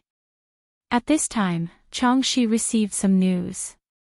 He stepped forward and whispered in Gong Cheng's ear. Gong Cheng slightly raised his eyebrows and looked at Gong Yimo. I heard that Che also arrived at the entrance of the palace. Little girl, do you want to see him? Gong Yimo trembled all over, but she remembered that Gong Che wanted to see her at this time. Maybe it was also to ask the emperor to cancel the engagement. What's the point of seeing him? So she shook her head, I will leave now. From now on, I will never see the crown prince again. Gong Cheng was a little strange. Can Jin know why the little girl is so sad? His attitude was so firm. Gong Yimo looked up at him. Could it be that she wanted to say that the crown prince married her just because the emperor liked her? Could she say that the crown prince's heart already belonged to someone else, and that he was calling that woman's name in his dreams? Gong Cheng looked at Gong Yimo's pale little face and inexplicably felt a little distressed. He suppressed his curiosity and no longer asked. He just waved his hand. Okay, you can withdraw. Jin allows you two to never see each other again. Gong Yimo heard this and deeply bowed. Thank you, your majesty. So be it. Leave this troublesome place. She missed home. She missed her master. Along the way, Gong Che was burning with anxiety. At this time, he was very angry that he did not have any martial arts. If his Qin Gong was outstanding, he would not have to wait so long. Or, you have to wait for me. It's not what you think. Why would he want to break off the engagement? How could he not like her? He wanted to marry her even in his dreams. Once he entered the palace, Gong Che headed straight for Zhaoyang Hall. This was the first time he had run madly without caring about his image in the inner court of the palace, all for the sake of seeing Immerse as soon as possible. As long as he could see her, everything would be fine. Gong Che's heart was filled with hope. He hoped that everything would be in time. He really couldn't accept the fact that he had wrongly pushed away the woman he loved in his second life. When Gong Qing heard that Gong Che was in a hurry to seek an audience, he felt a little strange. His son had always been steady and diligent. He would always do well in whatever he was given to him. He was always very well behaved. Why was he so unusual today? Therefore, with this kind of curiosity, Emperor Gongqing generously received Gong Che directly. Gong Che strode in and actually forgot to salute. Instead, he looked around as if he was looking for someone. "How dare you? Your Highness the Crown Prince, why didn't you salute when you saw His Majesty?" Chang Shi's voice pulled Gong Che back to his senses. "Imperial Father. Chang Shi. That's great. They're still alive." But now was not the time to care about this. Gong Che asked anxiously while saluting. "Imperial Father, just now, did Immerse Xinjian come to see you?" The emperor looked at him strangely. His son was indifferent and polite to everyone. It was the first time he saw him looking for someone so anxiously. Emperor Gongqing slowly said, "I saw her." Gong Che's eyes lit up. Without waiting for Emperor Gongqing to shout, he stood up straight and looked at him expectantly. "Where is Immerse? Imperial Father, will you allow us to see her?" Emperor Gongqing guessed that the little girl was almost at the palace gate, right? Anyway, he wasn't in a hurry, so he asked slowly. "You want to see her? You have to answer a few questions first." Gong Che was very anxious. How could he have time to answer Emperor Gongqing's words now? But now was not the same as later. He was just a crown prince without external help and internal power. He could only ask urgently, "If I answer, can I see her?" Emperor Gongqing raised his eyebrows again. He really felt that this son was very strange. He was so irritable, as if the sky was about to fall. "That little girl wants to break off the engagement. What do you say?" Gong Che's face turned pale when he heard this. He said almost without thinking, "You can't break off the engagement."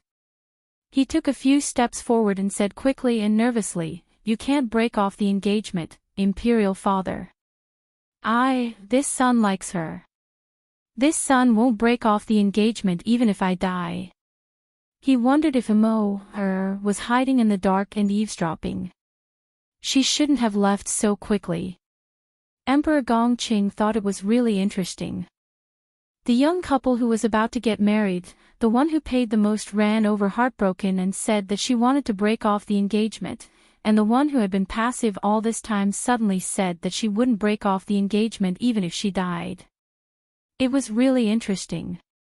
Gong Che saw that Emperor Gongqing didn't speak.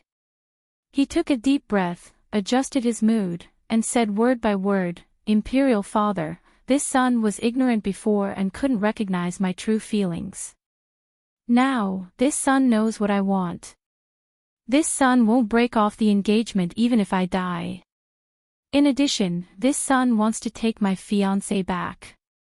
She seems to have misunderstood this son, but the wedding date can go on as before. Emperor Gongqing kept silent. This silence was simply driving Gong Che crazy. Immerse must still be in the palace. She wouldn't be so cruel as to not even give him a chance to explain. It wasn't until Gong Che's forehead was covered with sweat that Emperor Gongqing said with a bad heart, "I'm afraid it won't be as you wish because you're too late. Previously, that girl came to me to withdraw the decree, and we allowed it." At that moment Gong Che almost fainted. He looked up at Emperor Gongqing in disbelief. He really didn't expect that he was so close to marrying Immerse, but the heavens would play such a big joke on him. Immerse really broke off the engagement. Why? She clearly didn't resist his kiss before, and she was angry and sad because of him. She clearly liked him. As if the blow wasn't enough, Emperor Gongqing said again, "She finally made a wish. We were grateful for her pure heart, so we allowed it." Gong Che looked up at him in a daze, hoping to hear a favorable turn from Emperor Gongqing's mouth.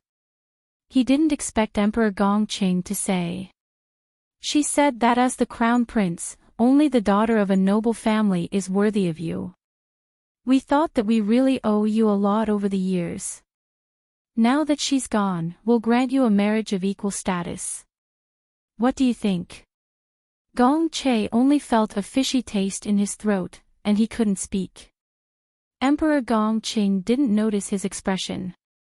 Instead, he really thought of a suitable candidate. That daughter of the Su family has never been married. Although she's old, she's a famous beauty in the capital. Her father is the marquis, so she's worthy to be your wife. Su family's daughter, Su Miaoan. Gong Che couldn't hold back and spat out a mouthful of blood. Chapter 843. Gong Che vomiting blood really frightened everyone. The smile on Gong Cheng's face instantly tightened, and Chang Shi subconsciously shouted. Quickly summoned the imperial physician. But at this time, Gong Che just wiped away his blood little by little. No need. His voice was hoarse and deeply dispirited. It seemed that after hearing what Gong Qing just said, even his vitality was sucked away by more than half. Gong Qing was anxious. His thick eyebrows tightened, and he angrily said, "What do you mean no need? Chang Shi, take the crown prince to the side hall. The imperial physician is here, let him quickly diagnose." Before he finished speaking, Gong Che suddenly knelt down on one knee. "What are you doing?" Gong Qing frowned and looked at him strangely. Chang Shi was very perceptive and quickly withdrew with the other palace servants. "Imperial father, this son wants to know where Shang Zhen is now." Gong Qing saw that he wasn't worried about himself at all, but was still worried about that girl. He couldn't help but gloomily say, "She has already left. It said that she went back to her sect." However, Gong Qing didn't know where Gong Yimo's sect was, and he didn't know that this little girl he met by chance was his lost daughter. Knowing Gong Yimo's whereabouts, Gong Che was relieved. After the extreme pain, he calmed down. He thought very clearly Mo had feelings for him, but she misunderstood him. In that case, he should go and get her back. He raised his head and looked directly at the emperor. "Imperial father. Do you really feel indebted to this son for these 20 years? Gong Che looked up at him. After vomiting blood, his lips were pale, but his eyes were clear.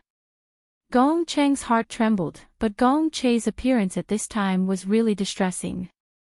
Thinking that this son was usually the most worry-free, and today's abnormal behavior had a reason, he couldn't help but soften his voice.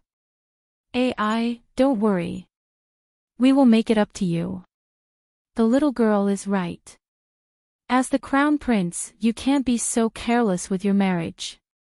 We will give you the marriage you deserve." When Gong Che heard his words, he slowly smiled. "Does that mean that if I'm not the crown prince, I can cancel this marriage?" Gong Xing stared blankly for a moment, then became somewhat angry. "What are you if not the crown prince?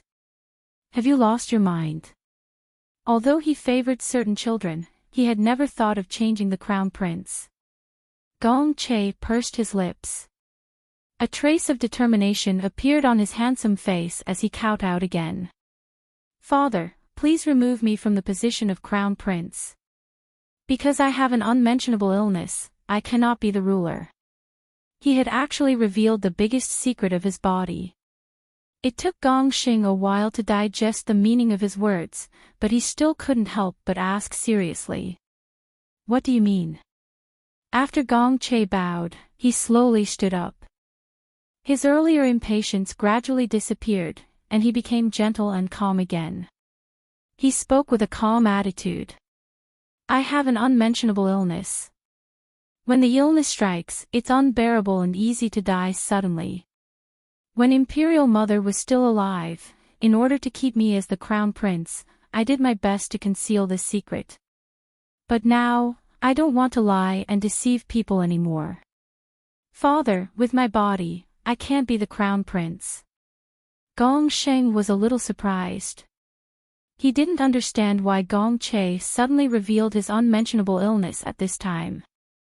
Didn't he know that he would really lose the position of crown prince? Why? Gong Xing frowned. Gong Che could have continued to hide it from everyone. Why did he have to say it himself? Gong Che smiled slowly. I just saw it. What's there to fight for with my body? I only hope that Imperial Father will see that I have been well behaved for many years. Seeing that my Imperial Mother is dead, my family is in decline, perhaps I will keep my promise. Gong Xing was stunned. He still didn't understand what was going on. Why was everyone so strange today? What do you want? Gong Che asked seriously. Gong Che coughed a few times, looking indescribably weak. My body is already an arrow at the end of its flight. I'm afraid I can't be filial by Imperial Father's side. I hope Imperial Father can send me to Yunding Mountain. I heard that Yunding Mountain gathers all the famous doctors in the world. I want to go there to recuperate and stay away from all the troubles. Gong Xing saw that his expression didn't seem to be fake and couldn't help but be silent. At this time, the imperial physician came. Gong Xing directly asked the imperial physician to diagnose in public. The imperial physician didn't know what was going on, but he still reached out to feel the crown prince's pulse. The crown prince was very cooperative. His expression was still, but there seemed to be light floating in his eyes. While waiting, Gong Xing kept his eyes down and pondered. People like him couldn't just listen to what people said.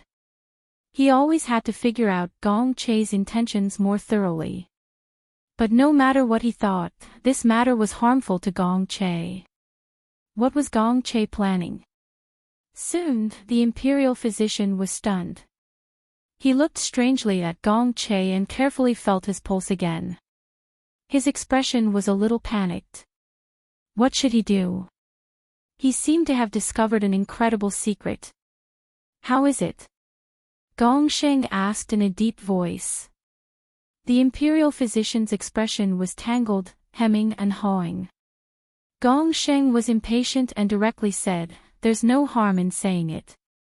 The imperial physician then said, "Your Majesty, His Highness, seems to be congenitally deficient. He suffers from heart disease and is afraid of anger. It's easy to die suddenly." It was exactly the same as what Gong Che said. Gong Xing knew that the imperial physician wouldn't lie to him. So what Gong Che said was true. He couldn't help but feel tangled. Could it be that Gong Che really just felt that he couldn't be the crown prince, so he revealed this secret? But why didn't he say it earlier? He knew about Mount Yunding. It was quite famous among the people. More than 10 years ago, he even visited the palace. There didn't seem to be anything suspicious. So he could only ask Gong Che. "Do you really want to go to Mount Yunding and stay away from worldly affairs?" Gong Che nodded firmly, "Yes. Although this son wants to do his best for Dai Yu State, this congenital illness can't be cured, so I can only stay away from disputes. Perhaps I can live for a few more years." A trace of sadness appeared between his eyebrows. "I've disappointed Imperial Father." Gong Xing's heart clenched. He remembered that Gong Che was already 22 years old, but he still hadn't recovered from his illness. It was clear that this congenital illness really couldn't be cured. Moreover, he was quite ostracized by his brothers in the imperial court. Perhaps this was why he had the idea of staying away from worldly affairs. He really shouldn't have doubted him like that. Che, this child, really didn't have it easy. After pondering for a long time, Gong Xing said, "How can the world's famous doctors compare to the imperial physicians in the palace?" "Che, you should stay in the palace." Gong Che didn't directly object. Instead, he thought about it and said, "Although the palace is good, there are people coming and going, and there are many disputes. This son has completely lost hope in my body. I just want to live like an ordinary person and walk around. I heard that Mount Yunding has beautiful scenery, so I want to take a look." A trace of sorrow appeared on his pale face. This son has never asked you for anything. Just this once, this is a small wish. Imperial father won't agree. What else could Gong Xing say after he said so? In the end, he only said, if your body recovers, come back. Daiyu State will always be your home. Gong Che lowered his eyes and seemed to be very moved. Yes, thank you, Imperial Father. Chapter 844. Momo. Look at this flower, isn't it pretty? Qiu Xingfeng, who was dressed in white and looked like a celestial, approached Gong Yimo and was pushed away by her. Go away, don't disturb me. After a while. Momo. The snow at the top of the mountain is so beautiful, let's go skiing. The skis you made last time are still here. Gong Yimo simply covered her head with a pillow. I'm not going, it's annoying. Don't mind me. Momo. Qiu Xingfeng bit his little paw. He was already 30 years old, but he acted like a 15 or 16-year-old boy when he acted cute. Unfortunately, Gong Yimo's face was covered by the soft pillow and she couldn't see it. Acting cute was useless, Qiu Xingfeng was defeated. For some reason, after Momo came back from the mountain, she became very disheartened. He asked her if she was bullied, but she didn't say anything. Although he was very happy that Momo came back, he was also unhappy that Momo was unhappy. Suddenly, Qiu Xingfeng seemed to have thought of something and excitedly pushed Gong Yimo. Oh right, Momo. There's a guest on the mountain today. In the past, Gong Yimo would tell Qiu Xingfeng everything that happened on the mountain. However, Gong Yimo was in a bad mood recently and didn't like to listen to gossip. Instead, Qiu Xingfeng ran out to find things that she might be interested in to tell her. Gong Yimo was a little curious, but it was only for a moment. It must be someone who came to ask for medicine again. Boring. Qiu Xingfeng continued. I heard that he's a high-ranking official. Anyway, many attendants followed him, but they were all chased away by him. However, he seems to have a good temper. Master is playing chess with him. Gong Yimo didn't care. Anyway, no one could disturb her time. Let her die of old age quietly like this. Momo. Qiu Xingfeng was even more frustrated. How could he make Momo more energetic? Suddenly, his eyes lit up. He heard that the newcomer's body wasn't good, so he wanted to learn some martial arts to strengthen his body. Master wanted him to teach him, but he only wanted Momo as his disciple. He didn't want this strange person to be his disciple. But if he could find a disciple for Momo, it wouldn't be bad. Qiu Xingfeng suddenly said, Momo, wait for me. I'll find something fun for you. Wait for me. With that, he ran away like a gust of wind. Gong Yimo didn't take it to heart at all. What was fun for her master was boring for her. She should just continue to waste her time. However, her heart still ached faintly. Whenever she thought about how she had been defeated by a girl who had the same name as her, she felt sad. This was the first time she had fallen in love with someone. Annoying. Gong Che was a bastard. Qiu Xingfeng went directly to the Heavenly Gate residence where his master, Qiu Zhongchan, was at. He disturbed the two who were playing chess. The person who came was Gong Che. He had heard long ago that Immerse had returned and was overjoyed. He was thinking about how to get close to her and resolve the misunderstanding, but before he could speak, he heard Qiu Xingfeng's voice. Master, I've found a suitable person to teach this guest martial arts. Qiu Zhongchan liked this young disciple very much. He smiled and said, Why? You want to be lazy when I let you teach? Actually, he had his own considerations. The other party had a strong background, and only someone as pure as Qiu Xingfeng would be able to befriend him. Only then would Qiu Xingfeng bring no harm to Mount Yunding. Moreover, wind in nature was the most gentle technique, and most suitable for Gong Chei's body condition. Qiu Xingfeng's eyes widened. No, I want Momo to teach him. Anyway, I'll teach Momo and Momo will teach him. Isn't that the same as me teaching him? It had to be said that Qiu Xingfeng was very smart. Nonsense. Qiu Zhongchan smiled and shook his head. Mo couldn't stay still for a moment. Moreover, her identity was special. When he brought her into the mountain, he knew that she wasn't the emperor's biological daughter. However, this person in front of him was the emperor's biological son. Just as he was about to reject, Gong Chei suddenly said, Mo. Gong Yimo. Speaking of which, she's still my sister in name. Since that's the case, let her teach me. I'm very curious about her. This, Qiu Zhongchan still wanted to struggle, but Gong Chei already couldn't wait to say it. Where is she? I want to pay her a visit. Qiu Xingfeng was very happy when he saw that the matter was settled. He hurriedly pulled him away. I'll take you there. Mo lives with me. With one sentence, Gong Chei's smile froze on his face. He wanted to beat this master of Mo to death. Not only did he call her name so intimately, they even lived together. This was simply unbearable. Qiu Zhongchan saw that he couldn't stop him and frowned. Forget it, Mo was a smart girl. Nothing should happen to her. Should. Gong Yimo would never have thought that God would play her like this. Qiu Xingfeng ran into the courtyard and shouted loudly, Mo, master has assigned you a task.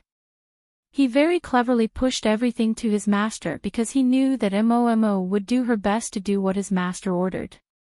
Gong Emo was annoyed, but when she heard his words, she still weakly replied.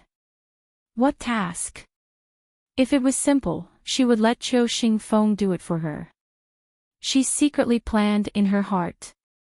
Qiu Xingfeng walked through the door, revealing his white teeth and smiling brightly. Master found you a disciple. Disciple? Gong Yimo sat up in shock. It couldn't be what she thought, right? She didn't want to train a group of little radishes. But before she could ask, another person walked in from behind the door. That person was wearing a moonlight robe. His posture was tall and straight, and he wore a jade hat and brocade boots. His handsome face was even more eye-catching. Seeing her, the person's eyes suddenly brightened, and he couldn't suppress the smile on his face. I'm Gong Chei. Greetings, master. Gong Chei's heart was pounding. That gentle attitude was as if it was the first time they met. Gong Yimo was stunned on the spot. This was Gong Chei's twin brother. Qiu Xingfeng saw that Gong Yimo didn't object on the spot. In order to prevent her from flaring up, he quickly said, Mo, I'll leave your disciple here. You guys have a good time. I have something to do, so I'll leave first. You guys must have a good time. Before he finished speaking, he was already far away. After a long time, Gong Yimo, who was sitting in Cold Star Courtyard, let out a terrifying roar. Gong Chei! You bastard! Why are you here? Gong Chei revealed a flattering smile. My fiancée ran away. I'm here to look for her. Bastard, scumbag. Who said you're my fiancé? I already broke off the engagement. Gong Yimo glared at him fiercely, but her eyes were red. Gong Chei blamed himself. Don't cry. Mo, I'm here. We'll never, bastard. You actually called me Mo, Gong Yimo was furious. At that moment, her hair stood up in anger. She kicked the door open and pointed angrily outside. Get lost. Get lost. Or I'll beat you to death. Chapter 845. It was only then that Gong Che understood why she was so angry. She had never told him what her name was. He kept calling her Immerse, so she would naturally misunderstand. Gong Che secretly scolded himself for being stupid. Seeing that he was about to be pushed out, he hurriedly used both hands to block the door and said anxiously, Shenzhen. Shenzhen, aren't you Immerse? I'm calling you. Gong Yimo was stunned, then she slammed the door hard. Who are you lying to? Even a ghost wouldn't believe you. Gong Che was anxious. He didn't know how to explain this matter, so he could only avoid the main point and dwell on the trivial. It's true. Immerse, do you dare say that your name isn't Gong Yimo? Immerse, I'm really calling you. Gong Yimo frowned as she pressed against the door. Could it be that Gong Che was really calling her name in his sleep? But this didn't make sense at all.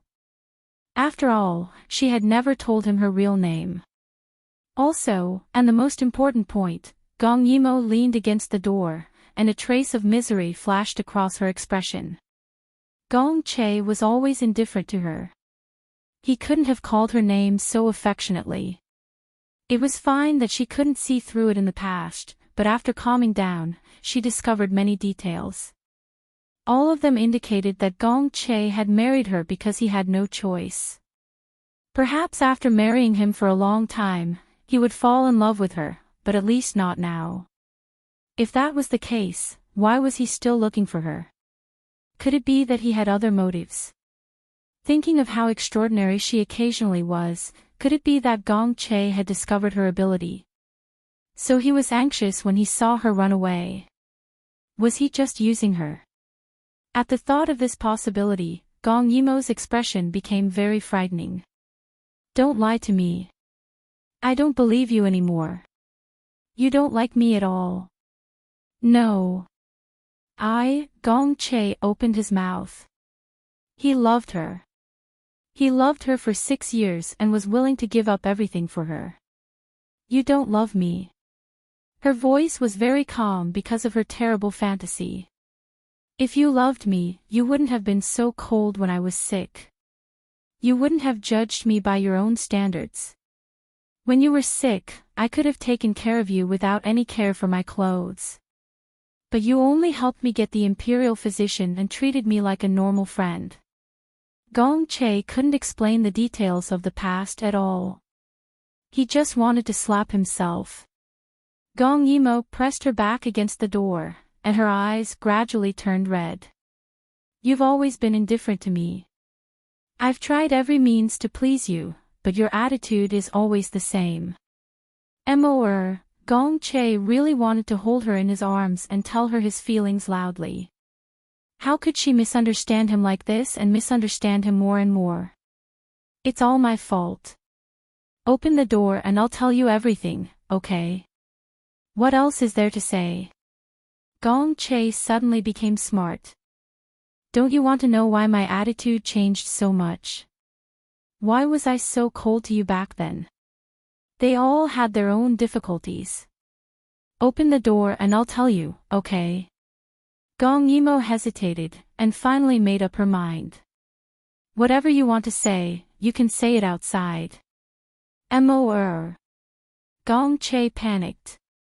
His tone suddenly became very sad. You said you like me, but why didn't you give me a chance to explain? I specially came to Yunding Mountain. Why didn't you give me a chance to speak? That lingering and painful voice sounded as if it was a huge mistake for her not to open the door. Gong Yimo couldn't help but soften.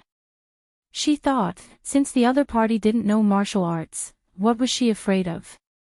So she loosened her grip and Gong Che pushed the door open again. Gong Yimo didn't look at him, and only said coldly, say whatever you want to say. But the moment she finished speaking, Gong Che pulled her into his arms. Gong Yimo was shocked. When she looked up, her lips were sucked on by the other party. Gong Yimo was stunned for a moment, and quickly resisted. But she didn't use any internal energy. Gong Che pressed her against the door and kissed her deeply. Their breaths intertwined. Gong Yimo let out a whimper, but in the end, she didn't push him away. Gong Che was overjoyed. He quickly hugged the other party's soft body tightly, and then gently and carefully traced her lips, savoring her sweetness. Gong Che originally had a lot to say to explain, but the moment he saw her, he didn't want to think about anything else. He just wanted to kiss her. They hadn't seen each other for more than 10 days. He missed her so much. He loved her so much. How could one go to the ends of the world and down to the Yellow Springs be something that could be explained in a few words? Only by letting her feel it for herself. And when he felt that Mo was gradually not resisting, Gong Che was so excited that his whole body went numb. He just wanted to hug her and kiss her until the end of time. Looking at her gradually watery and helpless eyes, those lightly trembling eyelashes made him crazily ravage her mouth without anyone teaching him how to do it. His hands tightened, as if he couldn't wait to merge into his arms. After the long kiss ended, both of them had rosy cheeks and were panting. Gong Che's gentle and handsome face was like a moisturized jade, emitting a seductive glow. His body was still tightly pressing Gong Yimo against the door, leaving no gap. After a while, he finally caught his breath and said hoarsely in her ear. "What do you want to ask?" "I'll answer you, but you have to hear me out, okay?" Gong Yimo gradually came back to her senses. When she thought about how she was forcefully kissed, and how it was such a kiss, her cheeks flushed red. She glared at Gong Che, but she didn't know that her gaze was coquettish and seductive. Gong Che couldn't hold it in. He lowered his head and kissed her again. That blissful sweetness made him dizzy, as if he was in a dream. Mo didn't exclude his kiss. Mo didn't even resist being in his arms. The intimacy he wanted didn't depend on stealing or snatching. This time, Mo was his. Although he had driven her away in anger, it didn't matter. He was here. Mo you can't run away. I won't let you run away again. As the kiss deepened, Gong Che's eyes turned dark red. This was a sign of his arousal. He didn't know it himself, but it pulled Gong Yimo back from her daze. "Your eyes," she pushed Gong Che away for a while. When he heard this, his thin lips curled up slightly. At this moment, he was no longer the depressed crown prince, but the person who was praised by future generations and almost became the emperor. His face was even more handsome because of his confidence. That handsomeness was even more seductive because of his dark red eyes. He had always been gentle and elegant, but when he was in front of her, it was as if he had unknowingly turned into a greedy demon. "My eyes turned red." His voice was gentle and hoarse, but for some reason, it sounded a little demonic at this moment. Gong Yimo nodded and looked at him strangely. Gong Che's smile was actually so beautiful that it could turn all living things upside down. "Do you know why they turned red?" Gong Yimo was mesmerized by his radiant face and shook her head blankly. Her appearance pleased Gong Che. Mo liked his face. "How nice." "Because I want you." His lowered voice was filled with endless ambiguity and hints. Chapter 846. Gong Yimo didn't understand at first, but after she did, she was embarrassed. Gong Che quickly looked into her eyes and coaxed, "But don't worry, before we get married, I won't touch you." "But, Mo I love you so much. Don't make me wait for too long, okay?" Those explicit words of love made Gong Yimo's scalp tingle. A person who was originally very cold and gentle, like a big brother next door, suddenly became so gentle and domineering. The contrast was too big. However, when Gong Che said those words, his expression was extremely serious. Those demonic red eyes stared at her without blinking, as if he was afraid that she would run away. Gong Yimo couldn't help but ask, "Then why were you so cold to me in the past?"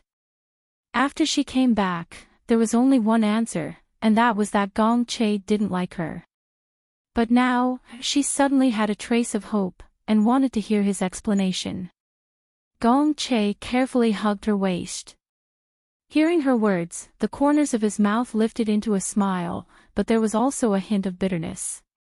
"Because in the past, I was stupid and couldn't recognize my own feelings." Gong Yimo didn't believe him and pouted.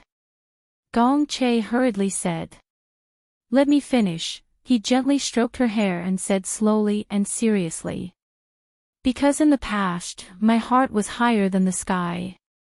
I always thought that as the crown prince, even if I didn't have any external help or internal power, I was still the pride of the heavens. How could I marry a woman with no background? So, even if you were very good and very cute, I still had prejudice against you." Gong Yimo was a little angry when she heard that, but before she could get angry, Gong Che lowered his head, closed his eyes and kissed her forehead very gently. "But, I've already been punished, Immerse." The pain in his voice made Gong Yimo unable to get angry. When she looked up, she found that the affection in his eyes was like a net, tightly covering her, not giving her any chance to breathe. "It was only when you left me that I realized what I had lost. I'm sorry for my arrogance. I regret that I only realized my feelings for you so late. That's why I'm here. Can you please give me another chance?"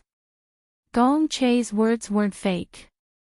He understood himself, and naturally understood what the Gong Che of this world was thinking. He just couldn't see through it. In fact, how could he not like Immerse? She was so beautiful, so quick-witted, so smart. He just thought that he shouldn't like a commoner, no matter how outstanding she was. These words, Gong Che, completely put. He didn't want to lie, and he didn't want to lose her, so he'd tell the truth and ask for her forgiveness. Or with his current ability, he could come up with more perfect.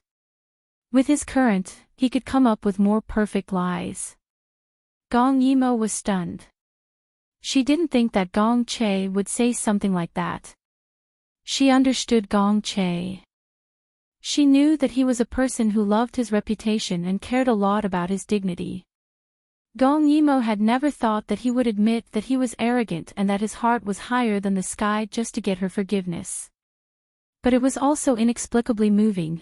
She thought about it and couldn't help but ask, "I didn't tell you my name, how did you know? Was the person you called when you were unconscious really me?" Gong Yimo was very suspicious. Gong Che was a little annoyed. He didn't think that Immerse would be so angry because he called her name when he was unconscious. What a big mistake. "It's a long story, but I can swear that the person I called in my dreams was definitely your name." His heart ached. He didn't think that there would be a day when he would have to prove his sincerity. His entire heart was with Immerse. How was he going to prove it? He hugged her tightly. "I really love you. Will you marry me?" "When you weren't here, on the way to find you, I thought of countless possibilities. I really can't imagine that if I lost you because of this, what meaning would there be for me to live?" Gong Yimo didn't think that there would be a day when she would hear Gong Che say this. She was stunned for a while before she gave a proud snort. "Don't you want to be a good crown prince?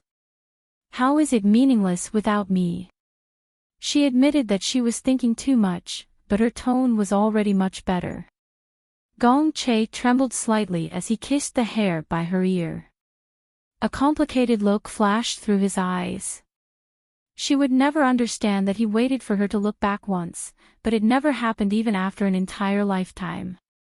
She also wouldn't understand that he loved her so much that he was willing to use his country and his life to exchange for her. He wouldn't be a good emperor if he was like this. "I'm no longer the crown prince. Gong Yimo was shocked and quickly pushed him away. She looked at him and anxiously asked, "What's going on here?" It couldn't be that she had angered the emperor by breaking off the engagement, and he was taking revenge on her, right? Gong Che saw that she was nervous and smiled as he told her this. "Don't worry, it has nothing to do with you. I have a hidden illness. When I came, I told Imperial Father that I can't be the ruler due to my illness, so Imperial Father allowed me to leave and come here to recuperate." Hidden illness. Gong Yimo was very smart. It has something to do with your eyes. You. Why are you so silly? Didn't you always want to be a good emperor? Why did you suddenly tell the emperor about this?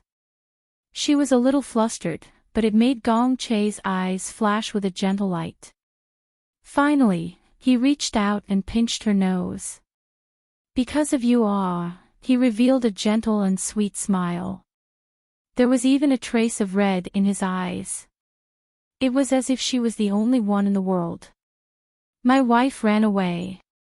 I wanted to chase after her, but the crown prince can't leave the capital, so I could only do this." His tone really did not sound like he was wronged. Gong Yimo did not believe him and hammered him. She did not believe that Gong Che loved her to the point of giving up his country. "If you keep talking glibly, I won't be polite anymore." She was flustered by Gong Che's teasing. She waved her little fist and pretended to be fierce as she spoke. Gong Che quickly adjusted his expression. He slightly lowered his head and seriously looked at her as he spoke. Don't you want to travel the world and be a wanderer? You can sacrifice your wish to be by my side, so why can't I give up being the crown prince and wander the world with you?" His tone was too serious, making it hard for anyone to doubt him. But was that possible? He was someone who was very cold to you before, but he suddenly had deep feelings for you. Gong Yimo revealed a confused expression. Gong Che sighed in his heart, but he still lovingly touched her face. Don't think too much. Time will reveal a person's heart. You can test me, right? I will continue to live here and be your disciple. I'll leave the following days to Master to take care of me." After saying this, he did not wait for Gong Yimo's reply as he pulled her into his embrace and gently kissed her lips. She was simply too alluring, always making him impulsive. When he was intimate with her, it was like he had been shocked by electricity. There was a numb feeling that moved through his entire body. That numb feeling made his entire body tremble, but he did not want to leave at all. Instead, he wanted more. Chapter 847. Gong Yimo was dizzy from his kiss and accidentally opened her mouth, allowing him to deepen the kiss. The sound of water flowing could be heard from the room. This kind of kiss was unprecedented for both of them. It was novel and exciting. Gong Che was so excited that he wanted to tear her apart and eat her up. She was so sweet. So beautiful. So fragrant. She didn't reject him at all. This was a scene that he had dreamed of. He didn't have to wait for her to fall asleep while she was drunk. He was kissing her when she was sober, and she accepted it. Was there anything more blissful than this? Gong Che's kiss became more and more urgent, causing Gong Yimo to moan helplessly. However, that moan was like a seductive flame that instantly ignited the two of them. The two of them hugged and kissed tightly. They were inseparable. Gong Che had overestimated his self-control as an old virgin in front of the woman he loved. Especially since Mo had always rejected him in the past. Suddenly, she allowed him to get close to her. This dreamlike bliss drove him crazy. His eyes were bloodshot, and his breathing became rapid. His hands hugged Gong Yimo tightly, as if he was afraid that she would run away. Gong Yimo felt the other party's firmness. She blinked and suddenly pushed him away in embarrassment. Gong Che was in a daze. After being pushed away, his first reaction was fear. He hurriedly asked, "What's wrong, Emo? You don't like it when I kiss you. Did I do something wrong?" Gong Emo gave him a hard stare. This guy, he's too enthusiastic. However, seeing that he didn't seem to be pretending, Gong Yimo's heart was filled with sweetness. She snorted, "You lecher. Didn't you say that you were going to give me a test of time? Look at you, your eyes are red again." Gong Che then realized that he had been too impatient. He could only blame her for being so sweet that it drove him crazy. How could he have any self-control when it came to her? Gong Che couldn't bear to part with her, so he continued to hug her and act coquettishly. "Emo, I just missed you too much. Don't be angry. Can you let me hug you again?" Gong Yimo bit her lip and pushed him away firmly. "Humph. If I let you carry me again, you'll be carrying me to the bed. Let me tell you, you better behave yourself on Mount Yunding. I will supervise you." With that, she quickly opened the door with a red face and slipped away like a gust of wind. Gong Che's arms were suddenly empty, which made him feel very uncomfortable. He was impatient. As long as Emo was not his, he was afraid that someone would snatch her away. He wished he could hug her in his arms 24 hours a day. But when he thought about how Emo liked him, he felt a little relieved. He just licked his swollen lips in embarrassment, and his heart was as sweet as honey. Emo forgave him. He had to strike while the iron was hot and get his wife back. Thus, Gong Che began his blissful pursuit of his wife. But soon, he found his biggest obstacle. Because she understood Gong Che's physical condition, Gong Yimo seriously prepared a series of fitness programs for him, including food therapy and medicinal baths. Of course, the task of food therapy and medicinal baths fell on Chiu Xingfeng, which made him very unhappy. Emo didn't care about him anymore. Mo's gaze was on that outsider. Damn it, this guy is here to snatch Mo. As Gong Yimo and Gong Che's relationship got better, Chiu Xingfeng's sense of crisis also got heavier. Finally, when he found that bold outsider kissed Mo, Chiu Xingfeng's little universe exploded. Mo, let's go catch fireflies. Gong Yimo was reading a book. Hearing this, she raised her head and frowned slightly. But what should we do? I'm reading a medical book. Chiu Xingfeng was angry. His cheeks were puffed up with anger. Mo had never read medical books before. Then he pursed his lips and showed an aggrieved expression. Mo doesn't like me anymore. Mo only plays with that outsider and doesn't play with me anymore. Mo is a bad person. Gong Yimo was stunned. After all, she had been with Chiu Xingfeng for many years and their relationship was very deep. Seeing that Chiu Xingfeng was sad, she quickly said, "All right. Stop pretending, let's go catch fireflies."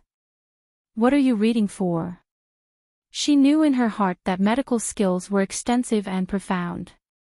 It wasn't something that she could use after reading for a while. Moreover, her master was very important and she didn't want her master to be sad. Therefore, the two of them happily went up the mountain to catch fireflies. Gong Che was writing a letter in his room. Although he wasn't the crown prince anymore, Gong Che knew that he couldn't be powerless. Otherwise, when the battle of the princes officially started, it would inevitably affect him. At that time, Mo would be in a very dangerous situation. He must have the strength to protect her. Therefore, Gong Che began to use his own strength based on his experience in his previous life. Fortunately, after he took the initiative to give up the position of crown prince, his imperial father gave him a lot of men and horses. Now, they could be put to good use. After carefully considering his plan, Gong Che felt that there were no flaws. Only then did he remember that he hadn't asked Mo for a goodnight kiss. This was a good opportunity to deepen their relationship. Gong Che moved his sore shoulders and personally made some snacks. Then, he walked towards the Cold Star courtyard where Gong Yimo was. These snacks were made by himself when he had nothing to do in his previous life. He didn't like to eat sweets, but Mo liked them.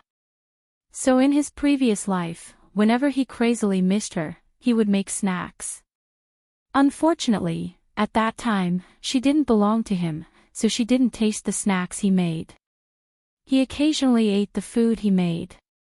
He didn't know if there was a problem with his taste buds. Although it was sweet, it tasted bitter. The bitterness spread to his heart and his entire mouth became numb. But now, it was different. Whatever Mo liked to eat, he would make it. Every time, Mo would proudly ask him to put it down and then eat it clean. He was satisfied from the bottom of his heart and ran to the kitchen even more frequently. But when he carried the food box to Mo's place, he found that she wasn't there. Gong Che felt a little strange. It was so late, where did she go? Coincidentally, a junior brother saw her and kindly told him. "Young master, are you here to look for senior sister?" Senior sister and martial uncle went to the mountain to play. They will probably come back tomorrow morning. This is a common thing. If you are not in a hurry, you can come back tomorrow. After saying that, the junior brother yawned and left. He inadvertently provoked the other party and then hid his achievements and fame. Gong Che's face turned pale. What did he hear? Mo and Chiu Xingfeng went to the mountain to play. And they played for the whole night. And it was a common thing. Chiu Xingfeng was already 30 years old, but he still knew how to act cute and had an innocent face. He also secretly targeted him from time to time. Gong Che frowned. This would be his biggest rival on the road to his wife. Gong Che thought for a while and brought the secret guards and the food box to the mountain. He wanted to see how Chiu Xingfeng would not let go of Mo with him. Mo was his. Everyone who wanted to take his wife could only step over his dead body. Chapter 848. The full moon hung low in the sky. It was so close that it seemed like one could reach out and grab it. Under the moonlight, there were countless fireflies shuttling through the tall grass. Chiu Xingfeng used his qin gong and caught a bunch of fireflies. He placed them into a woven lantern, and a firefly lantern was completed. Gong Yimo sighed and sat at the side, thinking about life. Chiu Xingfeng handed the completed lantern to her and smiled brightly. Come. Momo, this is for you. Gong Yimo couldn't help but smile. Thank you, master. The faint fluorescent light and moonlight shone on Gong Yimo's face, dispelling the worry between her brows. Chiu Xingfeng saw that she liked it and was relieved. He felt that the most important person in Momo's heart was still him.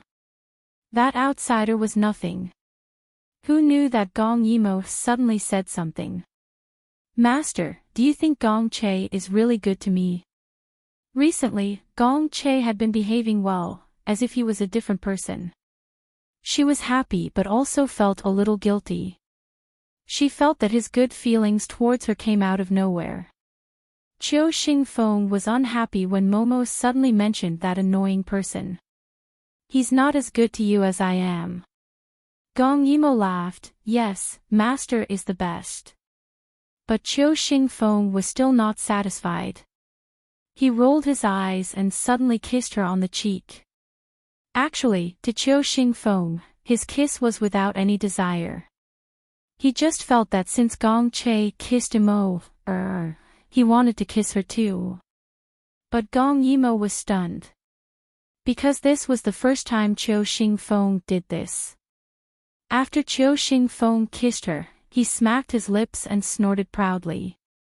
It's nothing. If he can kiss, I can kiss too. Gong Yimo was speechless.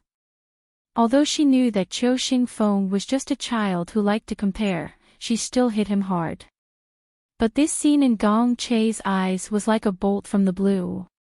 He saw Qiu Xingfeng kiss Mo from afar. For the first time, he hated his good eyesight. In fact, he knew that Qiu Xingfeng had a childish mentality, and he also knew that Mo only saw him as a teacher. But seeing them so close, the jealousy in his heart instantly overturned. Gong Chei felt that his whole body was soaked in vinegar. Even the secret guards could feel the thick sourness of his highness. But then again, no man would be able to remain calm after seeing such a scene. Killing intent flashed in Gong Chei's eyes, but it quickly disappeared. He couldn't be like this. Their relationship was already very good, and he shouldn't be so possessive. Otherwise, it would scare him over.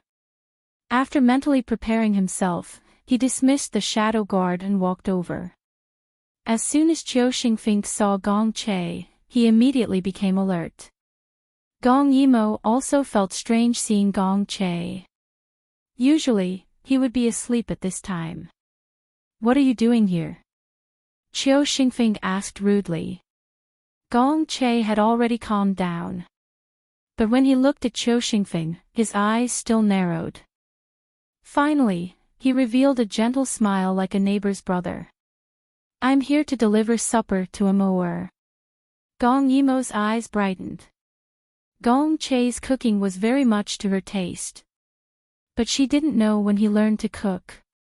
Qiu Xingfeng saw that Gong Chei successfully squeezed between him and Mo, and was very unhappy. He saw the snacks that the other took out and said disdainfully. Isn't it just a few snacks? This is where Momo and I catch fireflies.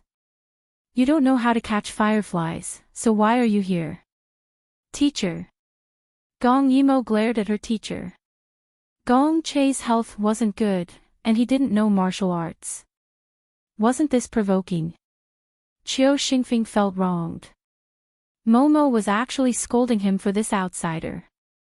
Gong Chei acted as if he didn't hear anything.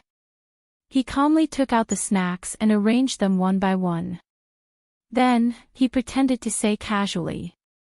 Little teacher, I heard from Daoist Qiu yesterday that his winter-autumn scripture disappeared. I think I saw it at your place before. Qiu Xingfeng instantly exploded. Winter-autumn scripture. Didn't he destroy the corpse and erase the evidence? How did he know it was at his place? If he told his teacher, he would be in trouble. That scripture was a rare one, but he dropped it in the water. He stuttered, I don't know what you're talking about. What scripture? Humph. I'm going to sleep. Good night, Momo. Then, as if afraid that Gong Chei would say something else, he quickly slipped away. Gong Chei was secretly pleased. He was just a child, and he wanted to fight with him. Gong Yimo chuckled, why are you so bad? Teacher is very timid. He's most afraid of Daoist Qiu's ruler. Gong Chei blinked innocently, I'm also very timid.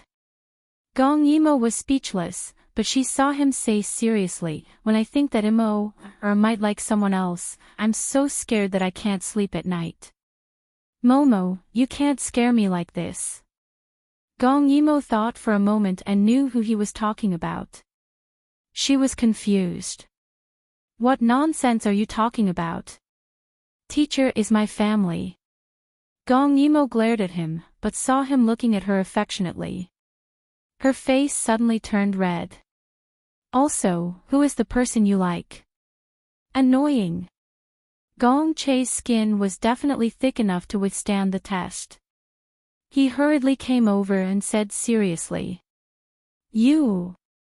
His voice was a bit low, although I know that you only have family for Qiu Xingfeng, but he's handsome, simple, and strong in martial arts. My body is weak and I don't know martial arts. Naturally, I feel inferior and not worthy of you. Gong Yimo didn't expect him to be so direct, but seeing the uneasiness in his eyes, her heart couldn't help but soften.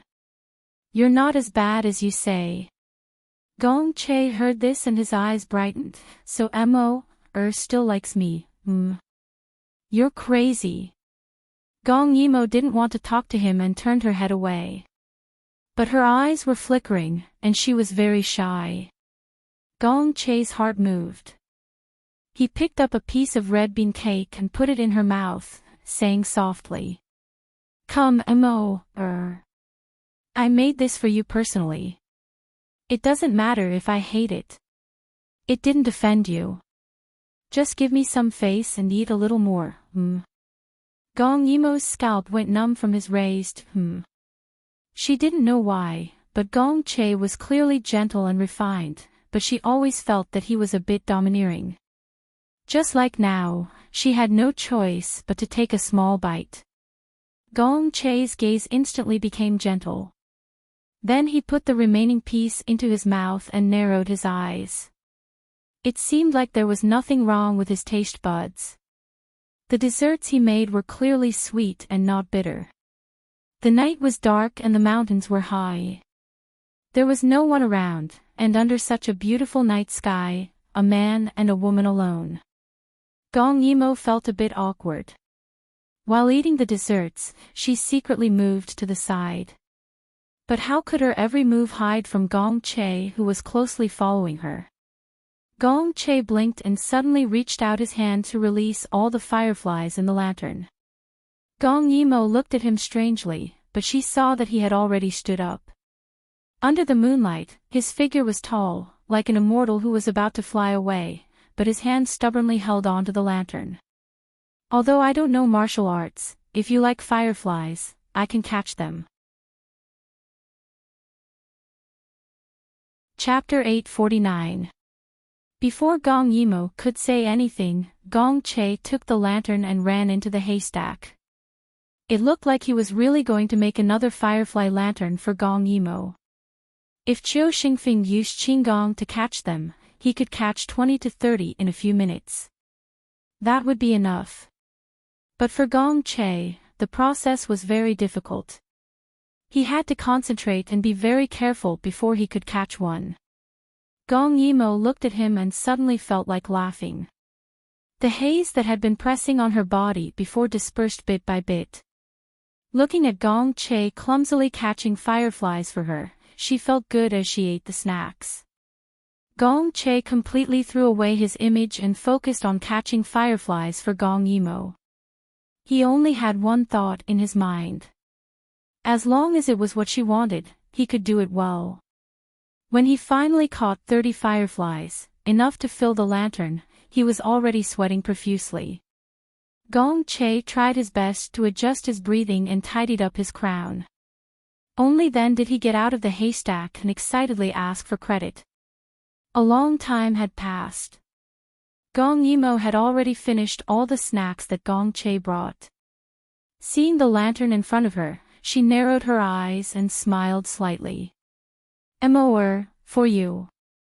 Gong Che's expression was very calm and he looked very light. Unfortunately, his silk coat had already been scratched by the leaves and his hair was a bit messy. He looked very different from his previous immortal-like appearance. But he still didn't know it. Gong Yimo stood up and took the lantern in his hand. After Gong Che gave the lantern to her, he quickly put away his hand, trying not to let Gong Yimo see the scratches on his hand. Really, if he couldn't even do such a small thing, how could Immerse dislike him? Gong Yimo smiled slowly. This is for me. Gong Che looked up and only felt that her face was shockingly beautiful under the fluorescent light. After a long while, he finally regained his senses and nodded. Who knew that as soon as he nodded, Gong Yimo's hand loosened, and the lantern's gauze opened, and all the fireflies flew out. While Gong Che was still in a daze, the fireflies had already run away. Gong Yimo hugged the empty lantern and looked at him. She handed the lantern back to him innocently and asked softly, "Can you help me catch it again?" Gong Che looked at her deeply. Without another word, he took the lantern and went into the bushes. Gong Yimo smiled. Aren't you angry? As the crown prince, especially the crown prince who failed to achieve his goals, Gong Che's heart was fragile and sensitive. But the Gong Che in front of her, she deliberately tormented him, but he didn't say a word. Was it because their feelings were too deep, or because his ambitions were too great? But what did she have that was worth him giving up his dignity and trying to please her again and again? Perhaps it was because the first time was unfamiliar, but this time, Gong Che's speed was very fast. When he returned in front of Gong Yimo, panting, his hair crown was a little crooked. His white silk robe was a terrible sight, but his eyes were shockingly bright. For you. He firmly handed the lantern in his hand to her again. Gong Yimo took it with a playful expression. Then, without saying a word, she opened the gauze. Specks of fluorescent light flew out from between the two of them. Gong Che looked at her in astonishment. Gong Yimo guessed in her heart. This time, he should be angry, right? Who knew that Gong Che only took the lantern from her hand and said softly and seriously, "I'll catch more for you." When he said this, there wasn't a hint of anger or unwillingness. He just hurriedly turned around to catch the insects. He even wondered if he had done something wrong to make him unhappy. Who knew that when he turned around, Gong Yimo hugged him from behind. This should be the first time she hugged him on her own initiative in both their lives. Gong Che's heart shook. He was stunned on the spot. He had been looking forward to this day even in his dreams, but when this day really came, he felt like he was in a dream. The bright moon hung high in the sky and the fluorescent light danced in the air. He couldn't really be dreaming, right? Gong Yimo rested her head on Gong Che's back and rubbed it gently. She successfully felt Gong Che's body tense up. She felt that it was very fun. She used a little strength in her hand and turned Gong Che around to face her. The two of them stood very close to each other. Gong Che could almost see Gong Yimo's eyelashes clearly through the moonlight. He saw Gong Yimo tiptoe slightly and reach out to pull out the jade hairpin on his head. Without the support of the jade hairpin, his loose hair fell apart with the removal of the jade hairpin. In the blink of an eye, his black hair fell down and gently fluttered in the night wind. Gong Che blinked in confusion. Originally, in order to maintain the image of a crown prince, he had always dressed very strictly, wishing that there wasn't a single wrinkle on his clothes. Therefore, he exuded a sense of abstinence from the inside out. But now, his outer clothes were torn and his black hair was fluttering. That gentle and handsome face suddenly revealed a demonic aura. Gong Yimo liked his current appearance. The two of them were very close to each other. Gong Che could smell the sweetness on Gong Yimo's body, and Gong Yimo could also smell the medicinal fragrance on Gong Che's body. As their breathing got closer, the air was filled with an ambiguous aura. Gong Che's heart was beating very fast. Just when he thought that Gong Yimo was going to kiss him, Gong Yimo suddenly said something. "You said that when you're aroused, your eyes turn red." She smiled mischievously. "How about this, if your eyes turn red right now, I'll believe that you like me." As soon as her voice fell, Gong Che didn't understand what she meant. His body was bewitched as he hugged Gong Yimo's waist. And in the next second, after he understood Gong Yimo's meaning, he happily closed his eyes and forcefully sucked on her alluring red lips. This time, Gong Yimo was extremely cooperative and licked him back. Who knew that when she touched him, Gong Che was shocked and his eyes suddenly opened. Other than ecstasy, there was a strange dark red color that couldn't be hidden under the moonlight. He was aroused with just a kiss. Gong Yimo suddenly smiled and hugged his neck to fiercely kiss him. "Do you really like me?" Gong Yimo kept taking the initiative, which aroused Gong Che's sense of shame.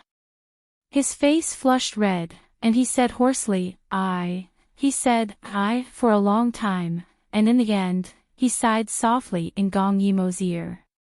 I don't like you enough, I love you very much, very much. Gong Yimo proudly pinched his body that was stiff due to nervousness and impulse and smiled. Very much. How much do you love me? That's.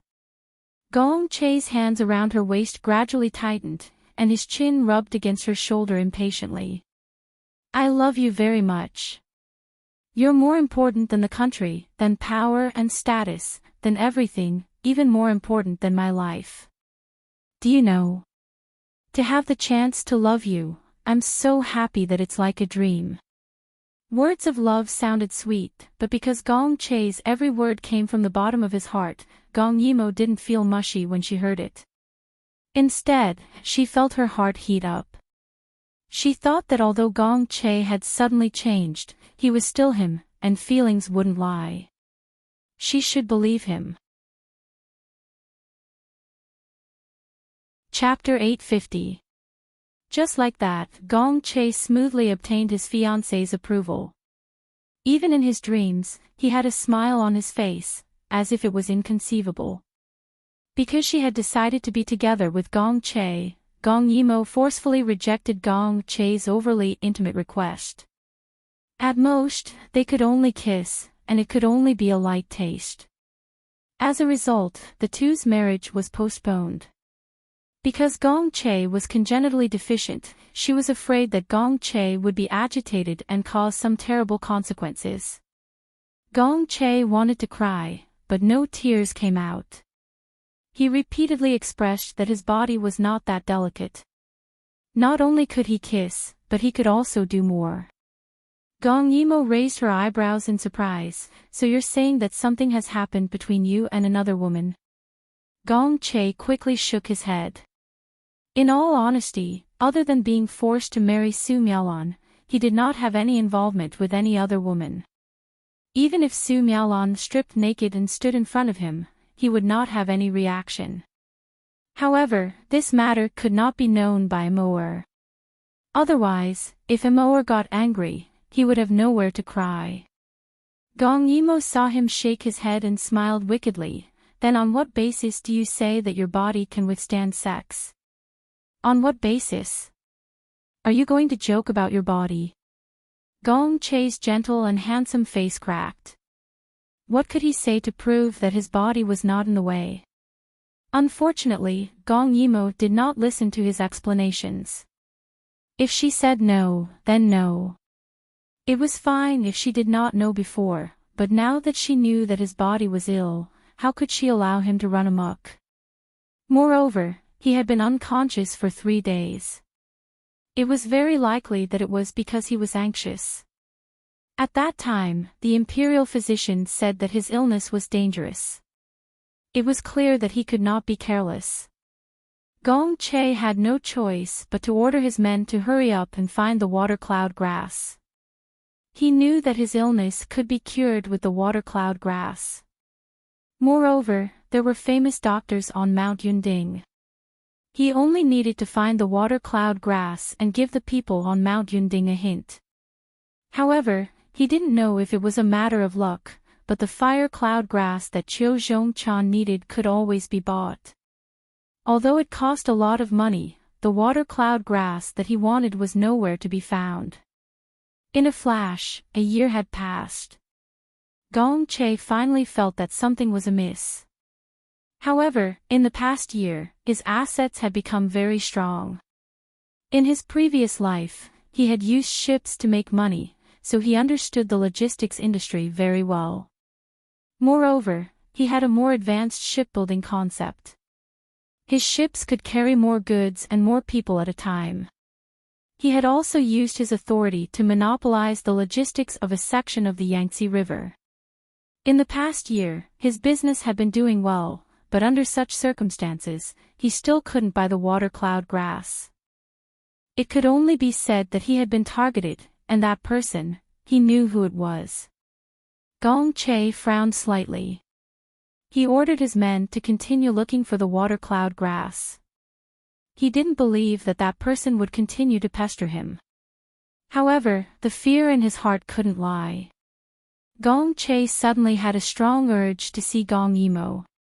When he hurriedly went to look for her, he found that Gong Yimo was sparring with Qiu Xingfeng in the Tai Chi dojo. Her confident posture made her sword moves clean and neat. The current her didn't experience any hardships, so she was a little different from the future her. However, Gong Che loved her so much. He selfishly felt that her current state was better. She didn't have to bear so much, and she didn't have so many missions and responsibilities. Her current happiness was simple and easy to satisfy. That was enough. He loved her as a person. He loved her no matter what she looked like. Seeing Gong Che coming, his white robe fluttering in the wind, his elegant and handsome appearance gave off a feeling of a jade-like stranger, a peerless young master. Many senior and junior sisters who practiced martial arts revealed infatuated expressions. However, the object of their infatuation could only be seen by one person. Gong Yimo was taking a break. Gong Che hurriedly passed over a water bottle.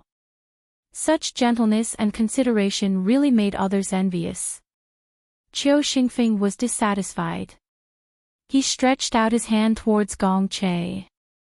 Momo is your master. I am your master's master. Why did you only prepare water for your master, but not for your master's master? Gong Che glanced at him. Seeing that this person could be considered his future brother-in-law, he stretched out his hand and asked the shadow guard to pass him a bottle of water. He also took the opportunity to pull Gong Yimo into the forest, because he had something to say. The sun shone down. The two held hands, just like an ordinary couple. What's wrong? Gong Yimo smiled. You look like you have something on your mind. Gong Che thought for a while, then stopped. He pulled her and said softly. Will you marry me? Gong Yimo's cheeks reddened. She paused before asking, what happened? Gong Che's eyes flashed with a trace of complexity. Nothing. It's just. I want to be with you as soon as possible. That way, she wouldn't have to worry anymore. Recently, for some reason, he kept having nightmares. There were several times when he woke up with a start. He thought that he had returned to the future, to the world where didn't belong to him. Every time that happened, he couldn't wait to hug Gong Yimo tightly in his arms. Only then could he calm the suffocating feeling. But Gong Yimo misunderstood his meaning. She glared at him and said angrily, you haven't recovered yet, but you're still thinking of improper things. Gong Che knew that she misunderstood. He smiled bitterly in his heart, but on the surface, he pulled her into his arms and lowered his head to look at her. How is it improper? Tao produces yin and yang are in harmony. This kind of thing is in accordance with the will of heaven. He said it ambiguously, and his hot breath blew into Gong Yimo's ear. Gong Yimo's face was completely red, and she glared at him fiercely. Cut it out, let me tell you. Before you recover, don't even think about this kind of thing. Gong Che sighed and pressed her head gently against his chest. Then let's get married first, okay? He hugged the girl's waist. His tone was especially affectionate, but his eyes were filled with sorrow that Gong Yimo couldn't see. Gong Yimo felt that something was wrong with his voice. She couldn't help but ask, what's wrong? Because I'm afraid that you'll be snatched away. Gong Che's heart trembled, but he didn't answer. He only lowered his head to lift her face and kissed her lips. Recently, Gong Che had been asking for kisses more and more frequently, as if he was worried about something. His heart was uneasy, and only her kiss could bring him a trace of comfort. Gong Yimo could also feel his uneasiness, but it had been more than a year, and she had already trusted his feelings. She also liked him, so naturally, she wouldn't reject his intimacy. If her existence could make him feel more at ease, then she was willing to put aside her shyness for the time being. The sunlight shone through the shadows of the trees and landed on the couple who were hugging each other. Everything around them seemed to have disappeared, and they could only feel each other's heat. Gong Che's movements became more urgent. His long body covered Gong Yimo completely, and he pressed her against the tree. He pried open her teeth and penetrated deeply. That domineering way of asking for kisses seemed to be declaring his sovereignty to everything around them. When the kiss reached the critical point, Gong Yimo suddenly thought of something and quickly pushed him away. "Open your eyes." Gong Che's eyes were tightly shut, and he refused to open them. Gong Yimo was anxious. His body temperature was so high, and his heart was beating so fast. Did he think that she didn't know? "Hurry and open your eyes.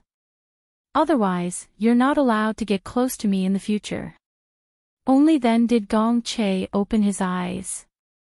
Indeed, his eyes had turned dark red. Chapter 851. His red eyes were obviously seductive, but at this moment, he was looking at Gong Yimo with an innocent look. Gong Yimo held back her laughter in her heart, but her expression was very serious. "How many times have I told you? You can't continue after you're aroused.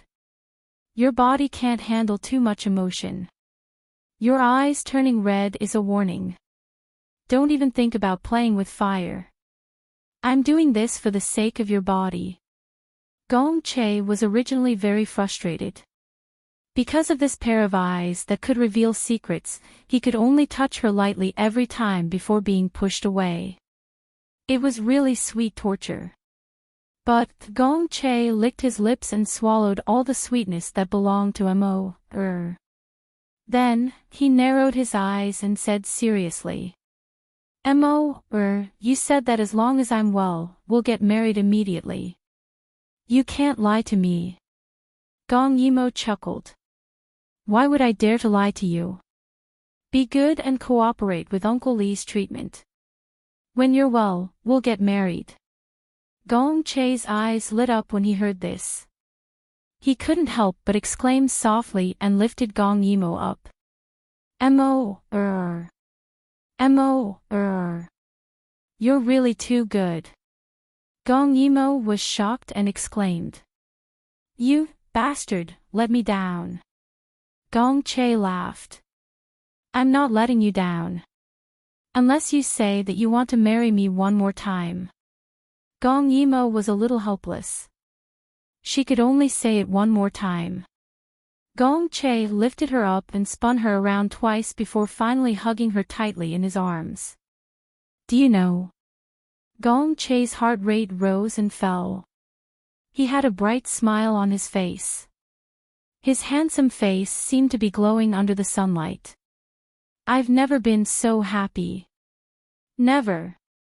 Mo, all of this is because of you." Joy was contagious. Gong Yimo rested her head on his shoulder and smiled sweetly. "Then you have to treat me well in the future." Gong Che chuckled and hugged her even tighter. "I will treat you well, because everything I have is yours. Including my life." Gong Yimo was already satisfied. However, the good times did not last long. The two of them spent their days in a sweet paradise. As the situation in the capital became more and more tense, they became tense. Gong Che had received the emperor's handwritten letter. Although the letter only asked about his physical condition, Gong Che still felt that something was off. Coincidentally, at this moment, his subordinates brought news that the reason why they couldn't find the water cloud grass was because someone was one step ahead of them and drugged all the places where the water cloud grass would grow. It wasn't hard to imagine who was behind such a ruthless method. Gong Che's expression was ugly. All this time, he had subconsciously avoided that person because he was afraid that it would implicate him or. However, the other party had pressured him several times. If he did not act now, he was afraid that he would directly come knocking on his door. "Don't tell anyone about this." Gong Che frowned. "Especially not Immerse." What do you mean you don't want me to know? Gong Yimo suddenly jumped in from the window and looked at Gong Che with displeasure. Gong Che, you dare to hide something from me. What do you want the water cloud grass for? Gong Che felt that something was wrong. He signaled with his eyes for the hidden guard to leave before pulling Gong Yimo into his arms and speaking nervously. Why would I dare to hide anything from you? My little ancestor, these are troubled times. I just don't want the imperial court's matters to affect the Jianghu.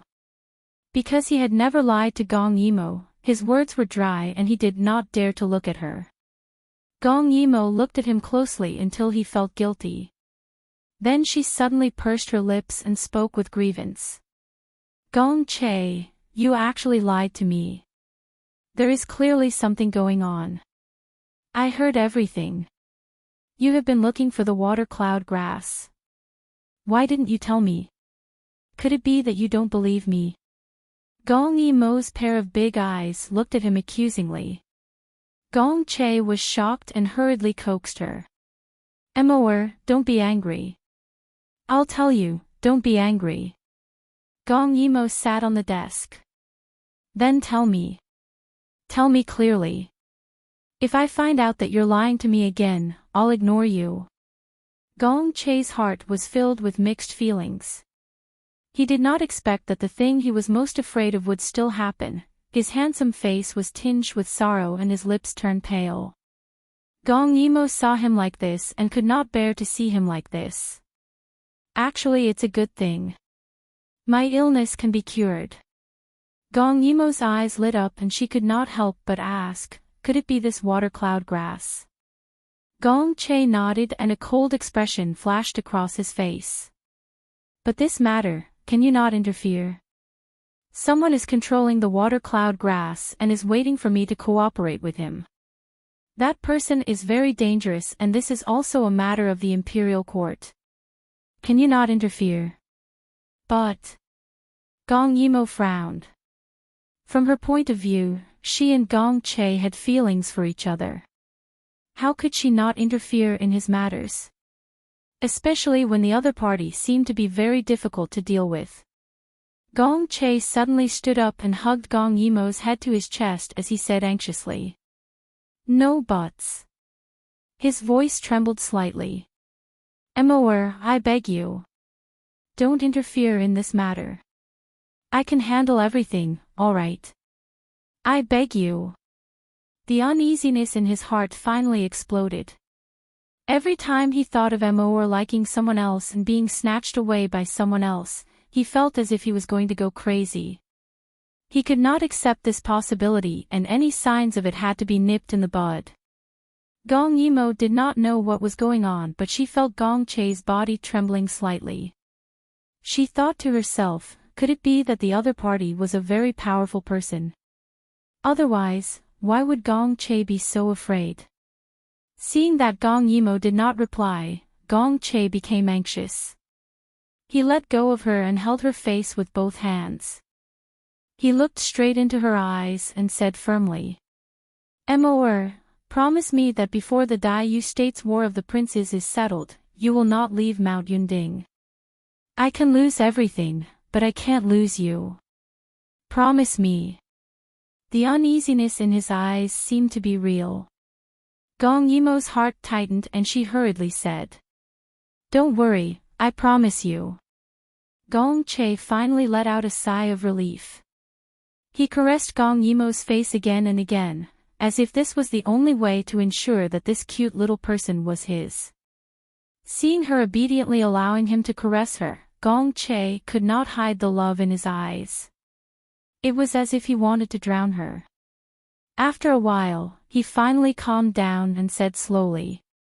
Emor, if we can survive this disaster, let's leave this place and wander the world from now on.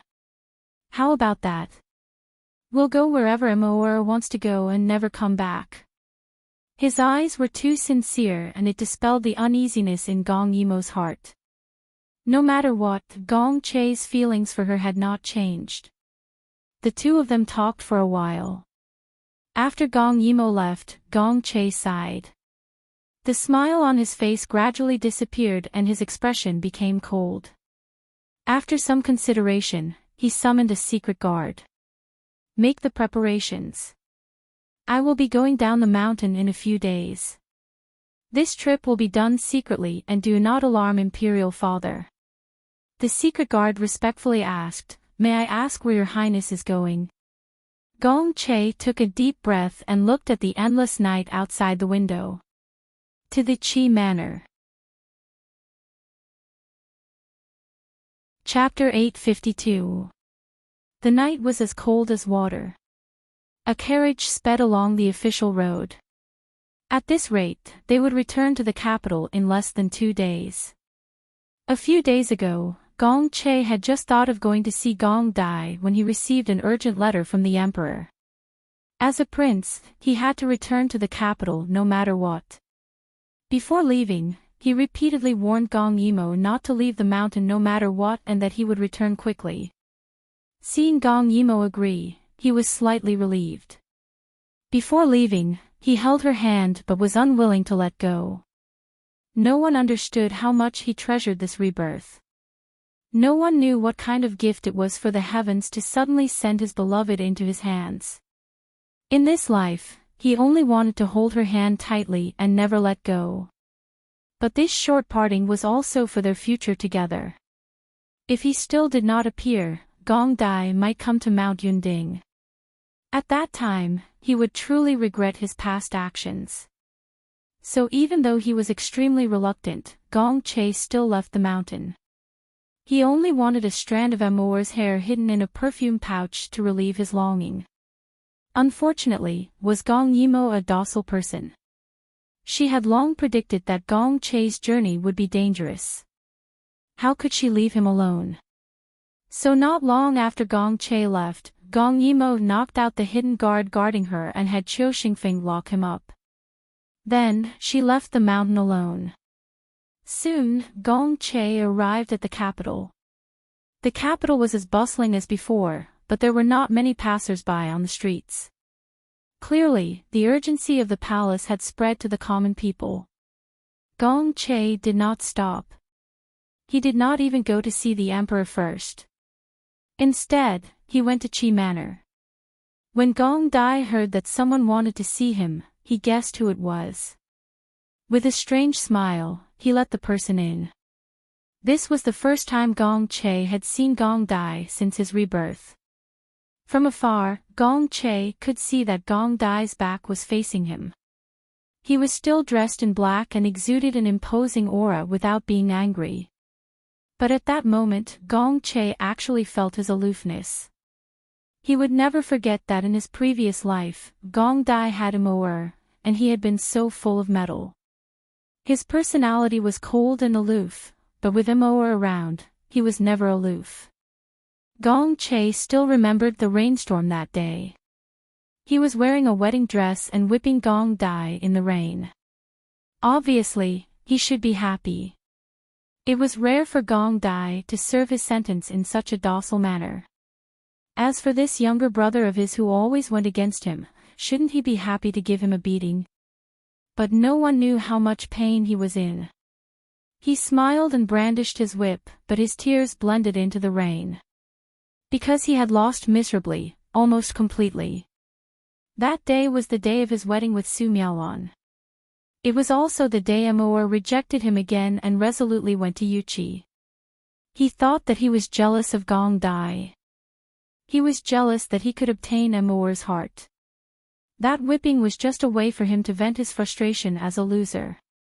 Gong Ju's injuries were physical, but his heart was hurt.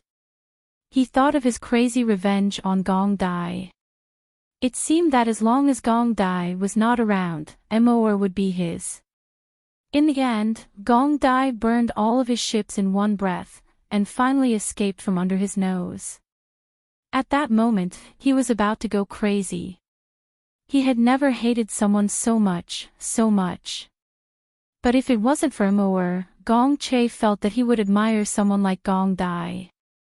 Especially in this life, without Amour, Gong Dai's true nature had been completely stimulated. Hearing the movement, Gong Dai slowly turned around. That face was still the same, but the handsome features gave people a kind of knife-like sharpness. Especially when he looked at people, there was a hint of blood. His red lips were bloodthirsty, and his black clothes were restrained. Gong Che could almost foresee that he was going to walk a path full of blood. "Royal brother, how have you been?" His voice was so rough and ear-piercing that Gong Che suddenly came back to his senses. A trace of complexity flashed in his eyes. He said softly, "I've already chosen to withdraw from the War of the Princes. Why are you still dragging me into it?" Gong Dai slightly raised his eyebrows. Those raised sword-like eyebrows looked at Gong Che with some surprise. The person in front of him was obviously different. In the past, Gong Che was arrogant and self-abased. He was gentle and melancholic. To put it bluntly, because of his awkward position, his entire person was tense. His words and actions were methodical, restrained and pale. But now he was obviously different. His white clothes suited him so well, making him look as gentle as jade. That kind of brilliance that came from inside out was not dazzling, but it was hard to ignore. Who was it? Who changed him? Gong Dai stopped thinking and said with a faint smile, "There are many things that you can't get out of unscathed just by withdrawing." A trace of ambition flashed in his eyes. "With you, I can easily achieve my goal. Tell me, shouldn't I look for you?" Gong Che pursed his lips. He knew very well that for Gong Dai in front of him, if there was a shortcut, he would not let it go. "Now that I'm no longer the crown prince, what else do you want?" "But you're the son of the first wife." Gong Dai narrowed his eyes. After the first wife died, father did not appoint another empress. "You're the only son of the first wife. Your bloodline can easily rise and pave the way for me." Gong Che roughly thought about Gong Dai's situation in this world. He knew that in this life, Gong Dai was rather passive. Gong Dai's maternal grandfather was far away in the West Continent. He was so sharp that his other brothers targeted him and saw him as their biggest opponent. This situation was not so bad in the past, but since Gong Che was demoted from the position of crown prince, they targeted Gong Dai more and more because he was the only one who stood out. No wonder Gong Dai wanted to ally with him. "Then what can I get?"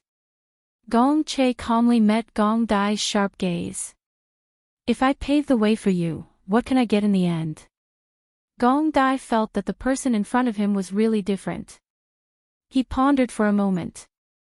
For a moment, the two people in the courtyard did not speak. Then Gong Dai's ear-piercing voice slowly rang out. "I want supreme power. As for you, you can tell me what you want."